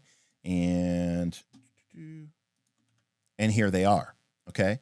You can have reduced effect, a complication, lost opportunity, worse position, or they can take harm. So one of the ones that people always struggle with is reduced effect, because the key thing here is with a 4 or a 5, they have success. And one of the consequences, because they rolled a 4 or 5, could be that they have reduced effect. But a lot of people feel like, isn't that taking away from them the success? And this is where I think having action rolls in Forged in the Dark games represent a wide stretch of activity really, really comes in handy. Because what I can do is, the challenge is, can your character get into the vault? Okay? And there's, all sorts of challenges along the way. But, we talk about how your character is doing it and what they would do, and we end up settling on a prowl roll that represents your character very stealthily and sneakily getting in. This prowl action roll is covering the entire action of you entering the compound to you standing there in front of your objective, in front of, not the vault, not in front of the vault, in the vault, okay, with the book. So your character rolls the prowl and you end up getting a 5, which is success with consequences. And you look at the results and you decide that the consequence is reduced effect. So what does that mean? Simple. It means you made it to here. You're standing outside the vault. You are just outside of the vault room, and you see that there's a bunch of elite guards inside. From the character's point of view, they have still snuck into the whole building. They have made it past dozens of security patrols and dozens of locked doors. Okay. But the action roll didn't get them 100% of the way there. It got them 80% of the way there, or 90% of the way there. And basically what this does is it means you get a moment to dive back into the fiction, and you're going to have to come up with something to deal with this particular set of circumstances as well. So you haven't not given them their success. You just haven't given them 100% of their success. And if you think about the montage scene, it just means you cut the montage scene a little short. And instead of being like, if they had rolled a 6, I would say, all right, the vault door swings open and you stand before the secret journal of the Lord Commander, or the secret treaty of the Lord Commander. And it's like, okay, cool. So what do you do? And they're like, I grab it. Right? That action roll represented that entire sequence of events. I don't feel like I need, especially when I've got 4 other players at the table, I don't feel like I need to, have to go through each of those steps. And again, one of my goals when I play Forge in the Dark games is I try to keep the action moving. I'm not interested in the moment to moment little discrete details, right, of what is happening. I'm more interested in, like, what is the 10,000 foot view? Because the game is so large in scope, in my personal opinion, that, you're talking about the whole city and your crew, and you might have, gangs of people working for you and teams of experts. So it's a much broader scoped game, I think, than most people give it credit for. Let's see here. That's quite the advertisement. Well, Ikamos, this is another great point, which gets back to what I was just talking about. The other thing is, on a long enough timeline, everybody's survival rate drops to 0. So if you're going to make somebody be like, okay, you have to make a success, and then you have to make a success, and then you have to make a success, and then you have to make a success, and then you have to make a success, and then you have to make a success, and then you did it. Well, the odds are not in your favor. They are going to start failing some of these rolls, which is going to create consequences, which is going to create new actions that have to be dealt with. And before you know it, you end up spending just way too much time on something that didn't need that much time to be dealt with. So absolutely. If you roll too often, players are going to eventually fail, and that's going to create more problems for them, which is it's going to kind of lead to a death spiral. It's going to be more likely that they're going to fail, and they're going to have to make even more rolls to get out of it, which means that they have a greater chance of failing again, which will make their predicament even worse than it was originally. Let's see here. Yeah, I mean, I here's the thing. Like, as an example of that, right? Hey, thank you for our one and only tip. Beowulf coming through. Ekimos, Ekimos. Sorry, Thanks Ekimos. for the early stream. I always struggle with story games. I'm used to rules being a frame of reference. This is what's possible, how hard it is, how it compares to other things, etc. Are there any narrative games with railings like this? It's a great question. So that is actually a really good question. And I'd love to see if anybody else had any thoughts about this. So a couple of things here, and this is something that may strike you as a little strange. I consider PbtA games, and that includes Forge in the Dark games, to actually be very strict, right? Jason B tipped $25. Why do we need blades in the dark when picking locks in PF2E is the greatest mechanic already? Jason, I don't know how to tell you this. I think Pathfinder 2nd Edition is a great game, and I've enjoyed playing it for 4 years straight. But at no point during playing the game has picking locks ever been fun, challenging, or interesting. I'm sorry, Jason. Thank you so much for the tip. Thank you for your game. But I hate to tell you, picking locks ain't it. It's not it. Jason, as an example that I was about to give, someone was talking about letting it ride. In Pathfinder 2, technically, when you make an athletics check to climb, okay, or rather, I should say, you attempt to climb, that necessitates an athletics check. That is going to result in you climbing 5 to 10 feet. And that's it, full stop. So if you wanted to climb something that was, 100 feet tall, the rules of Pathfinder 2 is that you would have to make somewhere in the neighborhood of 20 to 30 climb checks, assuming that you failed some of them. Now, of course, realize that if you fail it, it's not that you fall off, you just don't make any progress that round. The only way you fail off is if you critically fail, which generally is only going to happen on a 1, unless it's really, really too difficult or you suck at climbing, in which case there's a 5% chance each 5 to 10 feet that you will fall to your death or fall to some amount of hit point damage. So technically, you are supposed to roll the dice over and over and over and over and over and over and over and over and over and over and over and over again till you get to the top and hope that you don't roll a nat 1. That is the strict reading of the rules. However, me, and I think any sane game master, would say, make an athletics check. You succeed. You get to the top. But that is not the way that game works. You are doing something on your own here. You are letting it ride, as it were. So Akimos, I was going to say PbtA games are actually quite strict because, in my opinion, when I'm the game master in a PbtA game, I'm actually not making any rulings because the game tells me I have to follow these rules. If something that a player does triggers a move, it's not up to me about whether or not we're going to roll dice. I don't get to make that decision. Okay? The game does. And so in a weird way, I feel like PbtA games do have this frame of reference of rules, and the answer is what's possible? Well, anything.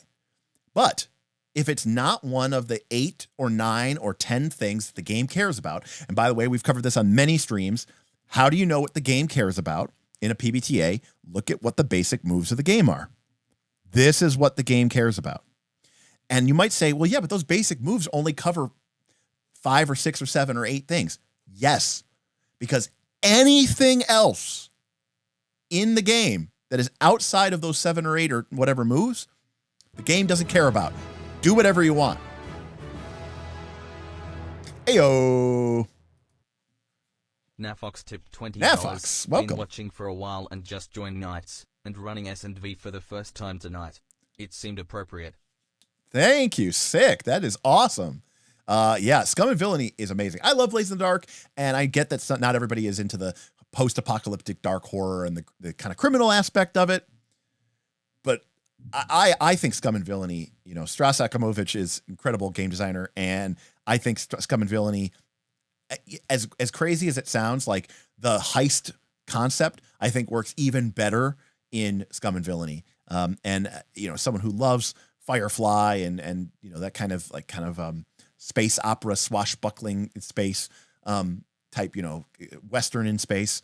I think Scum and Villainy is awesome. I'm interested in the Fox. Have they made characters, or are you actually playing tonight, or is tonight your session 0? But that's really exciting. I'd love to hear how it goes. So, but yeah, if somebody says, I'm going to climb this tree and take a look around, and you go, I don't know what to roll. Well, look at the basic moves. If what they just described didn't trigger one of those 8 moves, then they don't roll anything. Nothing. You just say what happens. You get to the top. The tree's too difficult to climb. Right? That's literally it. You just get to decide. You're like, isn't that fudging? Isn't that? Nope. You are playing the game as intended. The GM gets to be a player too, just only at certain times. On the other hand, there might be something like, I'm trying to think of a good example. A character might leap off of a building and grab onto a clothesline and try to swing across to the other roof.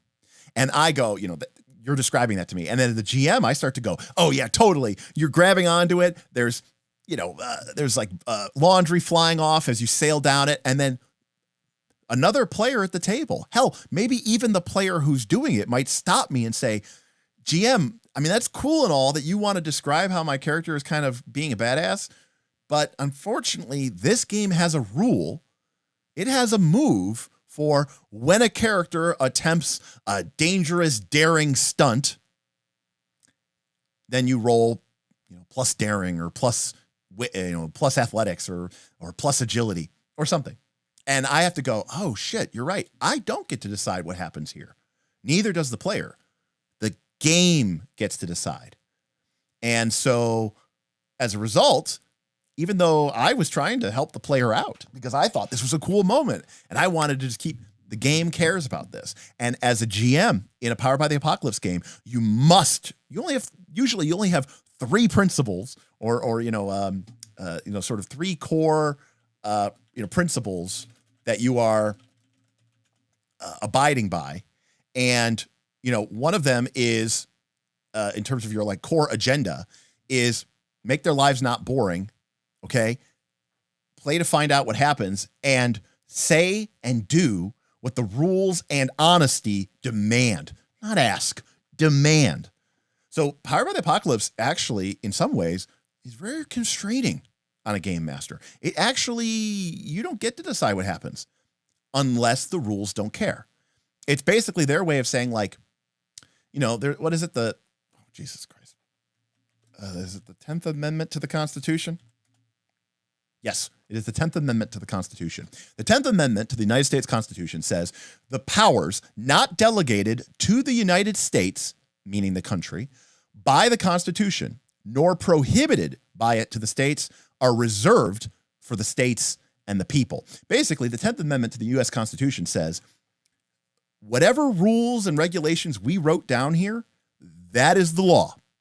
Anything that we didn't talk about, that is up to the people or to the states, right? And so as a result, Powered by the Apocalypse is kind of doing the same way. You could think of the basic moves in a Powered by the Apocalypse game as sort of being like the Constitution, about being amendments 1 through 9. This is what we care about. And then the final line on that is, and if none of these apply, when a player asks you something or wants to do something and they look to you, the game master, to find out what happens next, but no move in the game triggered, then the answer is you, the GM, get to do whatever you want. And you could decide however you want to do it. And then you are playing the game correctly in that way. So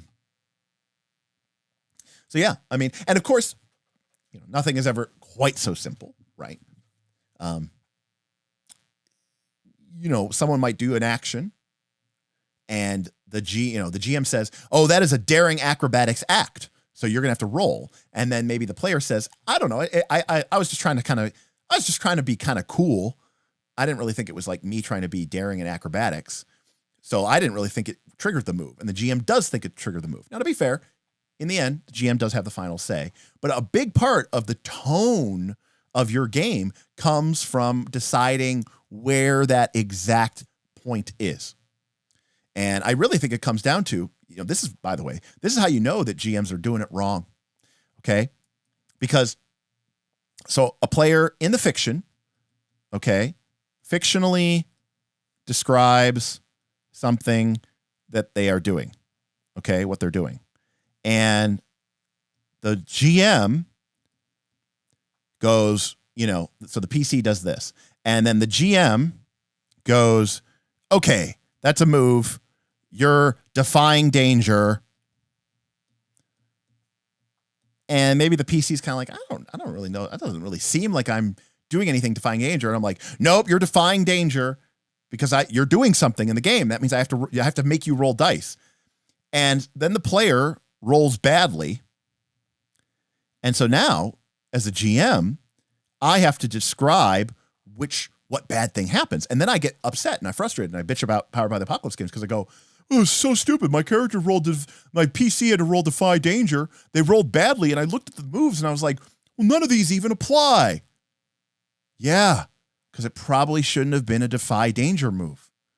You probably should have just said yes, or "Sure, I'll let you do that, but when you land, you're going to be in a tough spot. Do you still want to do it?" "Yeah, I do." "Cool. You land. Awesome. You flip onto the chandelier with your legs, with your hands, you flip over to grab it with your ankles or the backs of your knees. You swing to the next chandelier and land in a triple flip right in the middle of 3 ogres." And everyone's like, "Sweet." And I'm like, "Okay, the 3 ogres are turning onto the swashbuckler. Fighter, what do you do?" And we go from there. So again, this is where, sometimes the GMs are basically, they're taking themselves out because they go, I couldn't think of a bad decision for it. And that meant that the move and the game are flawed. Well, no, it probably just should not have been a move, because if you can't think of what an obvious consequence would be and what the GM move would be that follows in the fiction, then don't make them make the move. And more importantly, if it creates the kind of tone or genre that you don't want, like for example, someone could say, I'm going to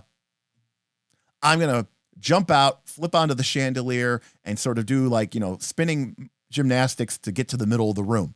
And I go, all right, well, I'm making you roll for that because in my view or my worldview of the game, that is something daring and heroic. And the player goes, okay. And then they roll badly. And I go, you get to the first chandelier and then you slip off and you land in a cream pie and it's all over your face and it's embarrassing. And then you slip up an ant peel. You look like a jackass. I am setting a tone of my game. Your characters suck. This world is designed to make you feel like a little bitch. I'm mocking your pain. I'm not a fan of the PCs, which is one of my core agendas. In other words, I'm violating all sorts of rules of violations here, or at least not rules, but principles or guidelines. So, a big part of the tone, I mean, I see people do this. I'm not the first person to give this advice, so I'm not even going to pretend like I am, because I've seen even tons of 5th edition content creators, talk about this. Like when a player rolls badly, don't use that as an opportunity to describe how they suck or how they are incompetent or how they look foolish. That's a horrible way to use your sort of narrative currency as a game master, right? Is doing that. Okay. Nathan Fox. All right. That is not Fox. Well, awesome. Nathan Fox. Session 0 for me. Players are all going in blind other than understanding the setting. Well, setting is good. And Nathan, I'm curious if did you watch the end of Thursday's stream? Because we did an example scum and villainy setup. And I would really recommend, if you can, to sort of watch that, because that process of getting those initial factions and those initial clocks and those initial jobs set up are really going to help you push the game agenda. So definitely take a look at that if you didn't already. Love that PbtA games are super explicit about this. Thirsty Sword Lesbian says, just let them swing from the chandelier. Mask says, if they aren't a threat, the PCs just kick their butt. Yeah, Cole, there's a great line in Avatar, an example of play where an earthbender PC, goes back to his, what is it called? The pro bending team locker room. And he sees that his team members are unconscious, bound and gagged, and being slung over a bunch of, criminals, and they're about to back. And he goes, I busted. He goes, I quickly earthbend a bunch of earth discs and flick them out. And the GM goes, and he starts to roll. And the GM goes, no. Like, you just 1, 2, 1, 2, 3, hit these guys with earth discs and they crumple to the ground, and your buddies are left there squirming. And then you see that there's 10 more people coming in from, the adjoining rooms and the window. And it's like, oh, okay. But I didn't need to roll for that. Like, guys, it's not about the challenge. Oh, I can't believe you just let him take out two CR3s. That creature had 75 hit points each. It should have been a mathematical challenge and part of the balance of the game. That doesn't exist in this game. So there's no reason for it. My creations, my NPCs, everything's in the crosshairs. I don't care. My goal isn't to challenge you in that tactical war game way. I want you to make interesting choices and decisions, even mechanically. But what I'm really trying to do is create an interesting, entertaining experience for you as the players through the process. And I don't want it to just be completely scripted. Otherwise, I would just write you a novel and I would hand it to you and say, read this, it's going to be awesome. And people do that all the time. They're called books, and they're really cool. Some people have gotten fabulously wealthy doing just that. But that is not what you're doing as a game master either. You are overseeing this process of using the rules engine as a vehicle to take you all collectively towards interesting outcomes and exciting stories. So theoretically, one could make a PbtA game that's about stodgy stuff. Strategize thoroughly. Requisition supplies. Always have a backup. Absolutely. You could absolutely do that. 100%. Actually, I mean, that's kind of an interesting idea, right? Of making a lot of Powered by the Apocalypse games tend to flow through this. But, Ikemos, as you say that, there are, rules from some RPGs, like, let me see if I can quickly find one on my character sheet or my computer that, in a way, kind of do what you're describing. So, for example, if I look at oh goodness, this is not laid out the way I thought it was going to be laid out. Here we go. Let me go over to the PDF browser. PDF. And close the whiteboard. So this is from Perilous Wilds. And you can see here, it's like, when you settle into rest, okay, when you settle into rest, choose one member of the party to manage provisions.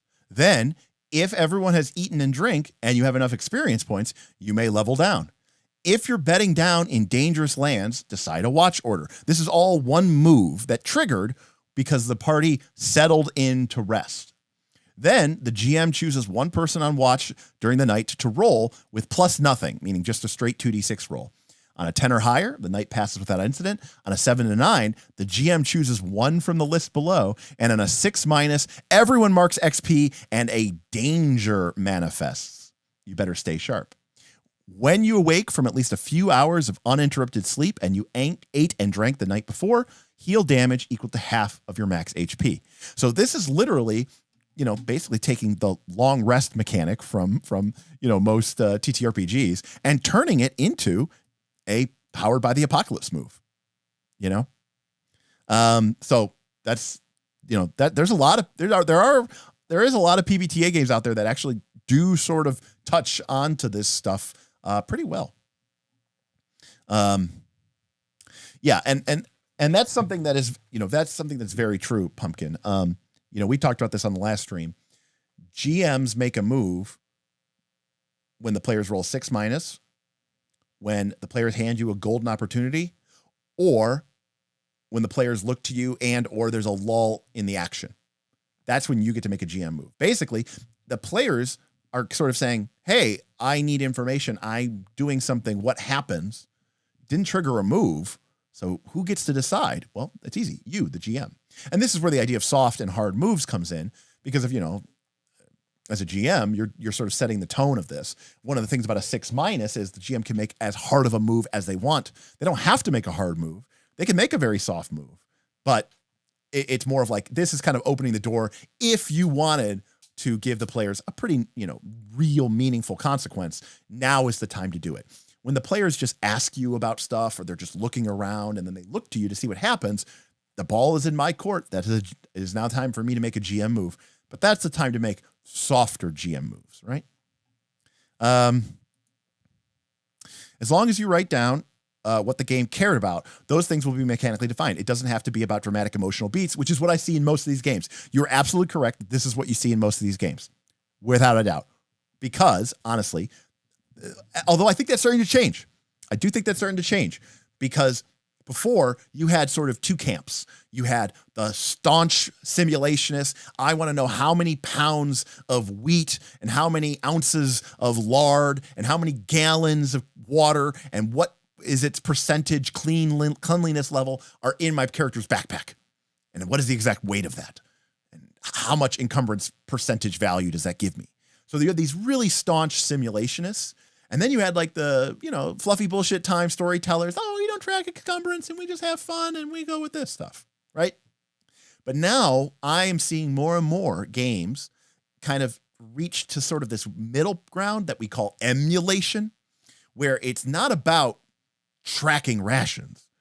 It's about mechanics that give you the feel of the experience of tracking rations without actually having to do all of that minutia, right? Why are we tracking all these rations? Because the idea is maybe we'll run out. Maybe we'll go hungry. Maybe we'll die out here. maybe we'll have to make different decisions because food is run low. So we can create powered by the apocalypse style moves, which create that sensation of running low on food or having food spoil or having our water supplies contaminated. We can do that without actually having to procedurally check each element of it, which, to be fair, is very fun in certain games and for certain types of players. But I have seen that there have been more and more games that are sort of using this middle ground of emulation to sort of achieve a similar outcome without actually having to do all the tedium of tracking all that stuff. So cool. Oh, you like it. It says it looks very magical. Root has some good materials management, right? Yeah. Root's very good about this. Root has, you track how much supplies you have. You track how much exhaustion you have. You track how much wear and tear are on your equipment. And that's stuff that you're going to want to do. And so a big part of the Root play cycle, because again, Root, the Powered by the Apocalypse game, is trying to create an experience that resembles the board game experience of playing the Vagabond from the board game. And in the game, the board game, Vagabonds are really powerful. They can go around, kick ass, but if they get damaged or if they get attacked, other in the board game, other forces might lose troops or lose bases. The Vagabond doesn't have troops. The Vagabond doesn't have bases. So what happens? Their equipment breaks. They get their equipment damaged. They lose equipment. And then in order to heal it all, they have to go run back into the forest, where they can hide out kind of Robin Hood style, and then they can repair all their stuff. That cycle of gameplay from the board game is reinforced mechanically by moves and mechanics in the Root PbtA game from Magpie. Forbidden Lands has an excellent method of emulating tracking resources, and I like it a lot. And again, Pumpkin, I don't know if you caught the story. I don't know. Was it? It might have been in the Discord. I was talking about how emulation can sometimes be more effectual than simulation. Because I was describing how, and I don't know if anybody remembered me talking about this on the stream. I'll stop because I don't want to repeat myself. But I was talking about food and how, so for those of you who don't know, let me go over to, the whiteboard. Okay. Well, if you didn't catch it, I'll say it anyways. Okay. So for those of you who don't know, the way that Forbidden Lands, it has 4 resources that it cares about, that it tracks on your character sheet: food, water, torches, arrows. And the way it does this is it tracks it by each. You might write it down on your character sheet, or what I think is really cool, because who doesn't love dice?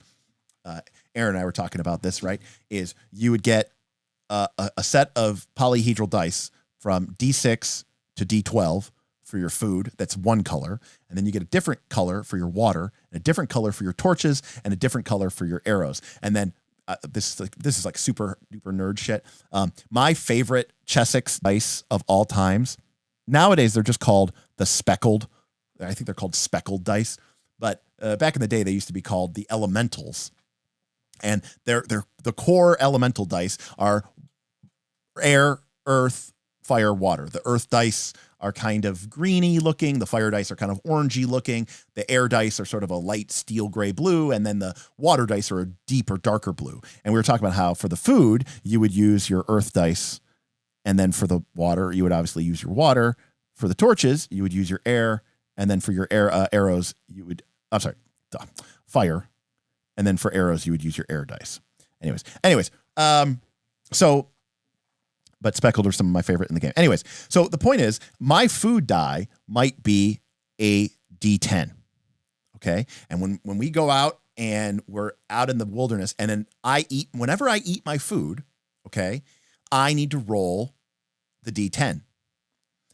And if I roll a 1 or a 2, the D10 becomes a D8. Now, the next day I eat food and I roll the D8. and I roll a 6. It's fine. The next day I roll the D8. I roll a 5. It's fine. The next day I roll a 2. Now it becomes a D6. Okay.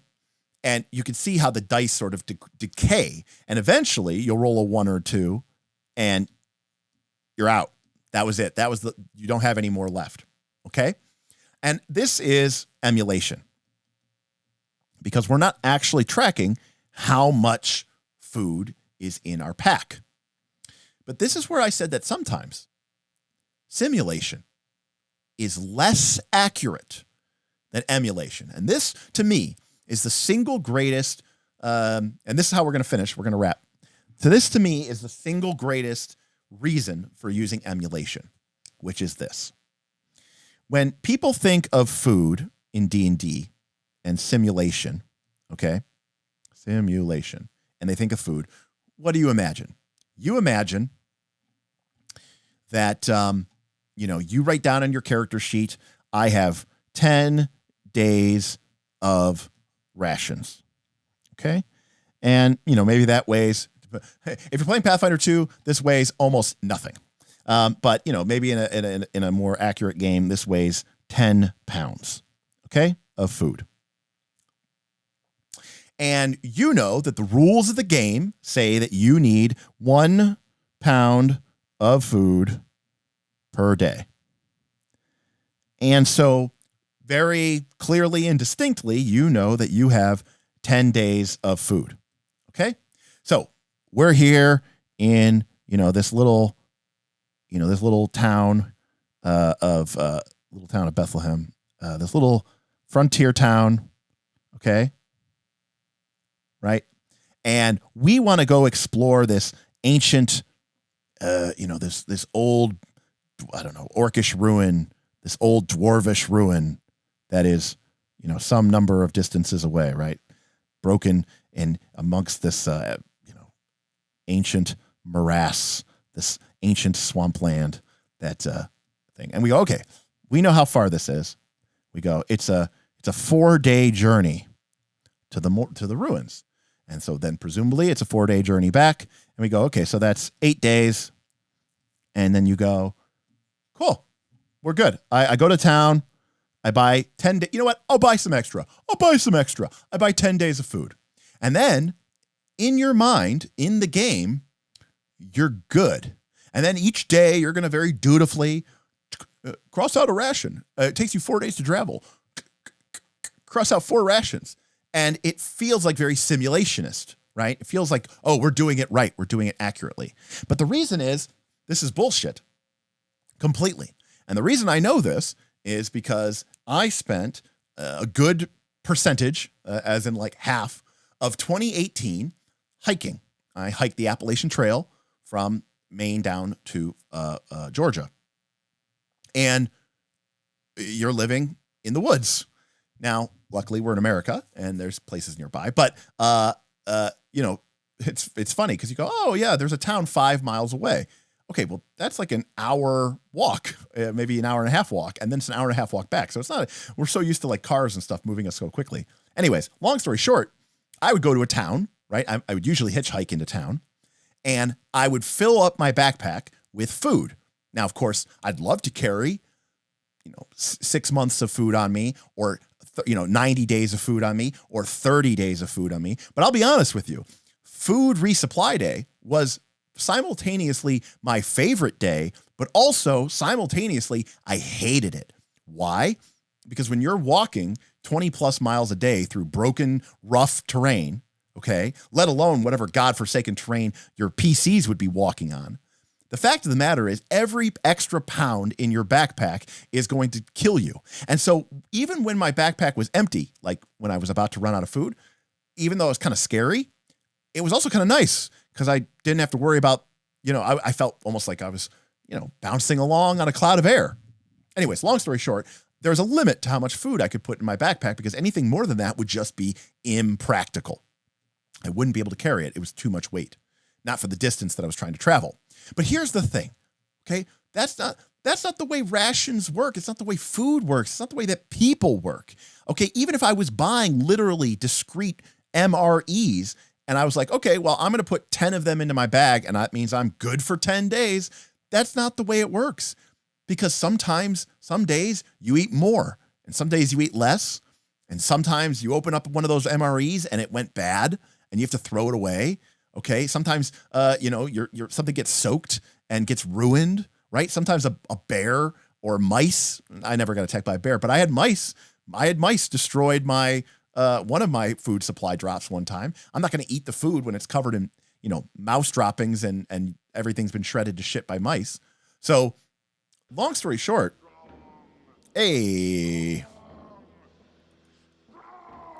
got a couple people resubbing.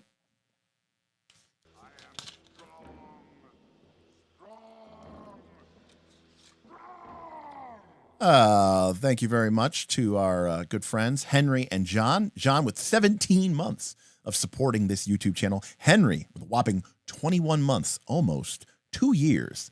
Thank you, gentlemen, for that. So long story short, when I was out on the trail and I would leave a town and I had a backpack full of food, I felt really great about myself, right? Because I had in, Forbidden Lands terms, I was leaving town with a D12. It's the highest you can have. I had D12 food in my backpack and I felt great about myself. I didn't worry about food. But after a couple of days, it's down to a D10. And after maybe another day or 2 or 3, it's down to a D8. And even though I know that I went into town and I bought enough food, it starts to get into my head. What if I run out? Where's the next town? Where's the next resupply? A big part of hiking is dealing with the idea that you don't have complete control over your supplies. On a more short-term found, I remember water. There was like a time when, thank you, Jim Scott. GM Scott tipped $3, so it sounds like we just need more random tables. Roll for rotting food, roll for extra hunger, roll for rain intrusion. That could be a solution, absolutely. And that would absolutely start to address those issues, absolutely. But what I'm saying is, with the emulation, you get a lot of the same things for free without having to do all those extra work. And so this decay of the die, is it likely to happen? No. But when I'm at D8, I could roll a 1 tonight, and then I go down to a D6, and then I roll a 2, and that's what? Then I'm out of food.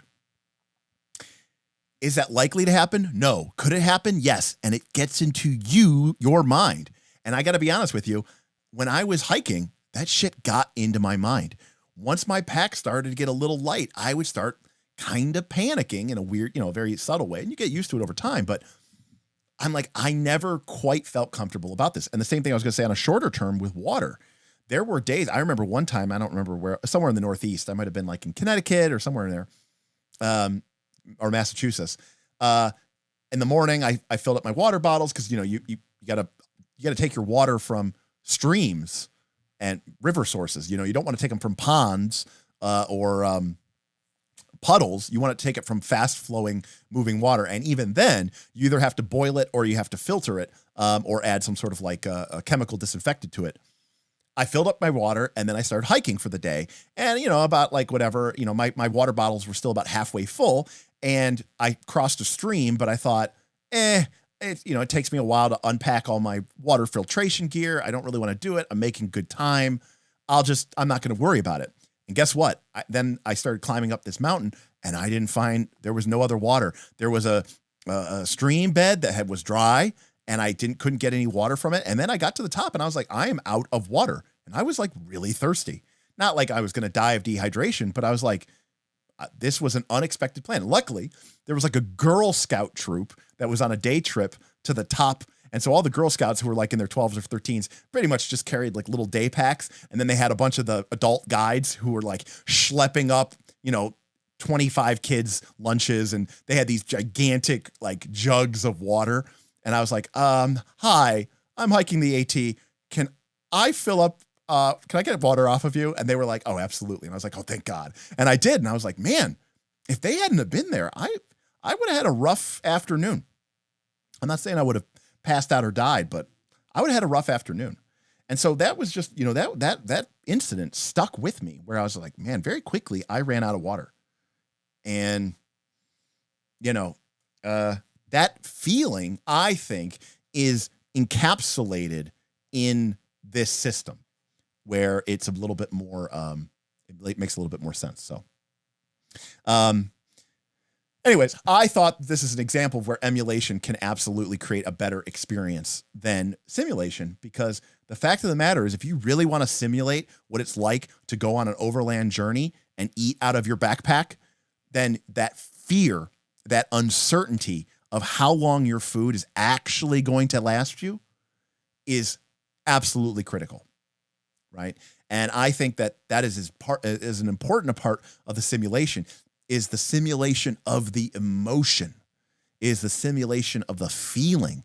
And I got to tell you, boys and girls, when you're playing a role-playing game, a strong feeling or emotion that is generated during a session will stick with you a lot longer than the actual components of the game.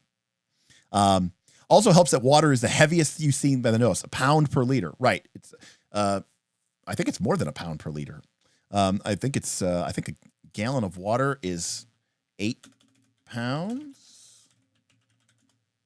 Yeah, a gallon of water is 3.78 kilos or 8.38 pounds, and it takes up a shitload of water. Absolutely. In fact, this is mostly what I carried on the trail. Is this 1 liter bottle of Smart Water. I would usually have 2 of these, one on my left hip pouch and one on my right hip pouch, and I would, this was like when I would fill up. I mean, the idea that I would carry more than 2 of these would have been insane. That was adding 16 or about 9 pounds to my weight. It was crazy, And yes, that is why people have camel packs, because it's a better and easier way to carry it. But yeah, a pint's a pound the world around. How did I forget that? Yeah, right. So very bulky, very heavy. And so the idea that your character could carry 5, 6, 7 days of food, okay, I could buy it.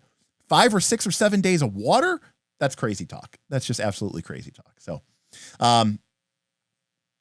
gotcha. All right. So anyways, so that is sort of my take on emulationism and Forbidden Lands. So I thought that did really well.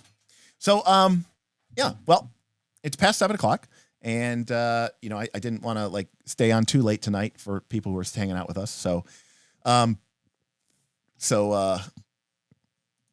nice. Touchy did the decay on that, how many averages it's going to take. Now, of course, in Forbidden Lands, you can never have more than a D12. So, but again, that's going to take up a lot of valuable weight and space on your character sheet, and it's going to be potentially a problem. Right. Forbidden Lands D12 water is days and days of water. This is my own personal thing, Beowulf. I would change the maximum die roll. I would not let someone carry D12 water. Like, for you to carry D12 water, I would be like, you need to have a wagon with barrels in it. I would not let a person carry D12 water. That's just me, because if I'm playing Forbidden Lands, it's partially because I want to give my friends who did not spend 6 months hiking in the woods, I want to give them that same kind of feeling and experience. And so I would not let them do that. I would probably let them do something like D6, and that's them carrying a lot of water, Yeah. So anyways, Ouija board says, I ran out of water once hiking the Black Hills because I had foolishly frozen my main supply the day before, and it remained a frozen block the day later. That is brutal. And I had that happen to me once too. I left my pack out, and it got so cold overnight that when I woke up the next morning, it was frozen. And that's what I usually use to make coffee and get my day started. And I was just like, oh shit, all my water is frozen. Guess not. Luckily, there was other water sources I could get water from, but it's kind of funny. Oh yeah. The Girl Scouts were great. They saved my life. That was a random encounter. It was a random encounter that saved my life, potentially. So, all right. Well, thanks everybody for hanging out with me. This brief little Sunday stream. We are going to be back next week. I don't know what the plan is. I think Bob and Aaron are finally free, so maybe we'll get back into the studio and we can maybe do some stuff. But otherwise, we'll probably ask our patrons what they're interested in, what they want to look at. I will say this very briefly.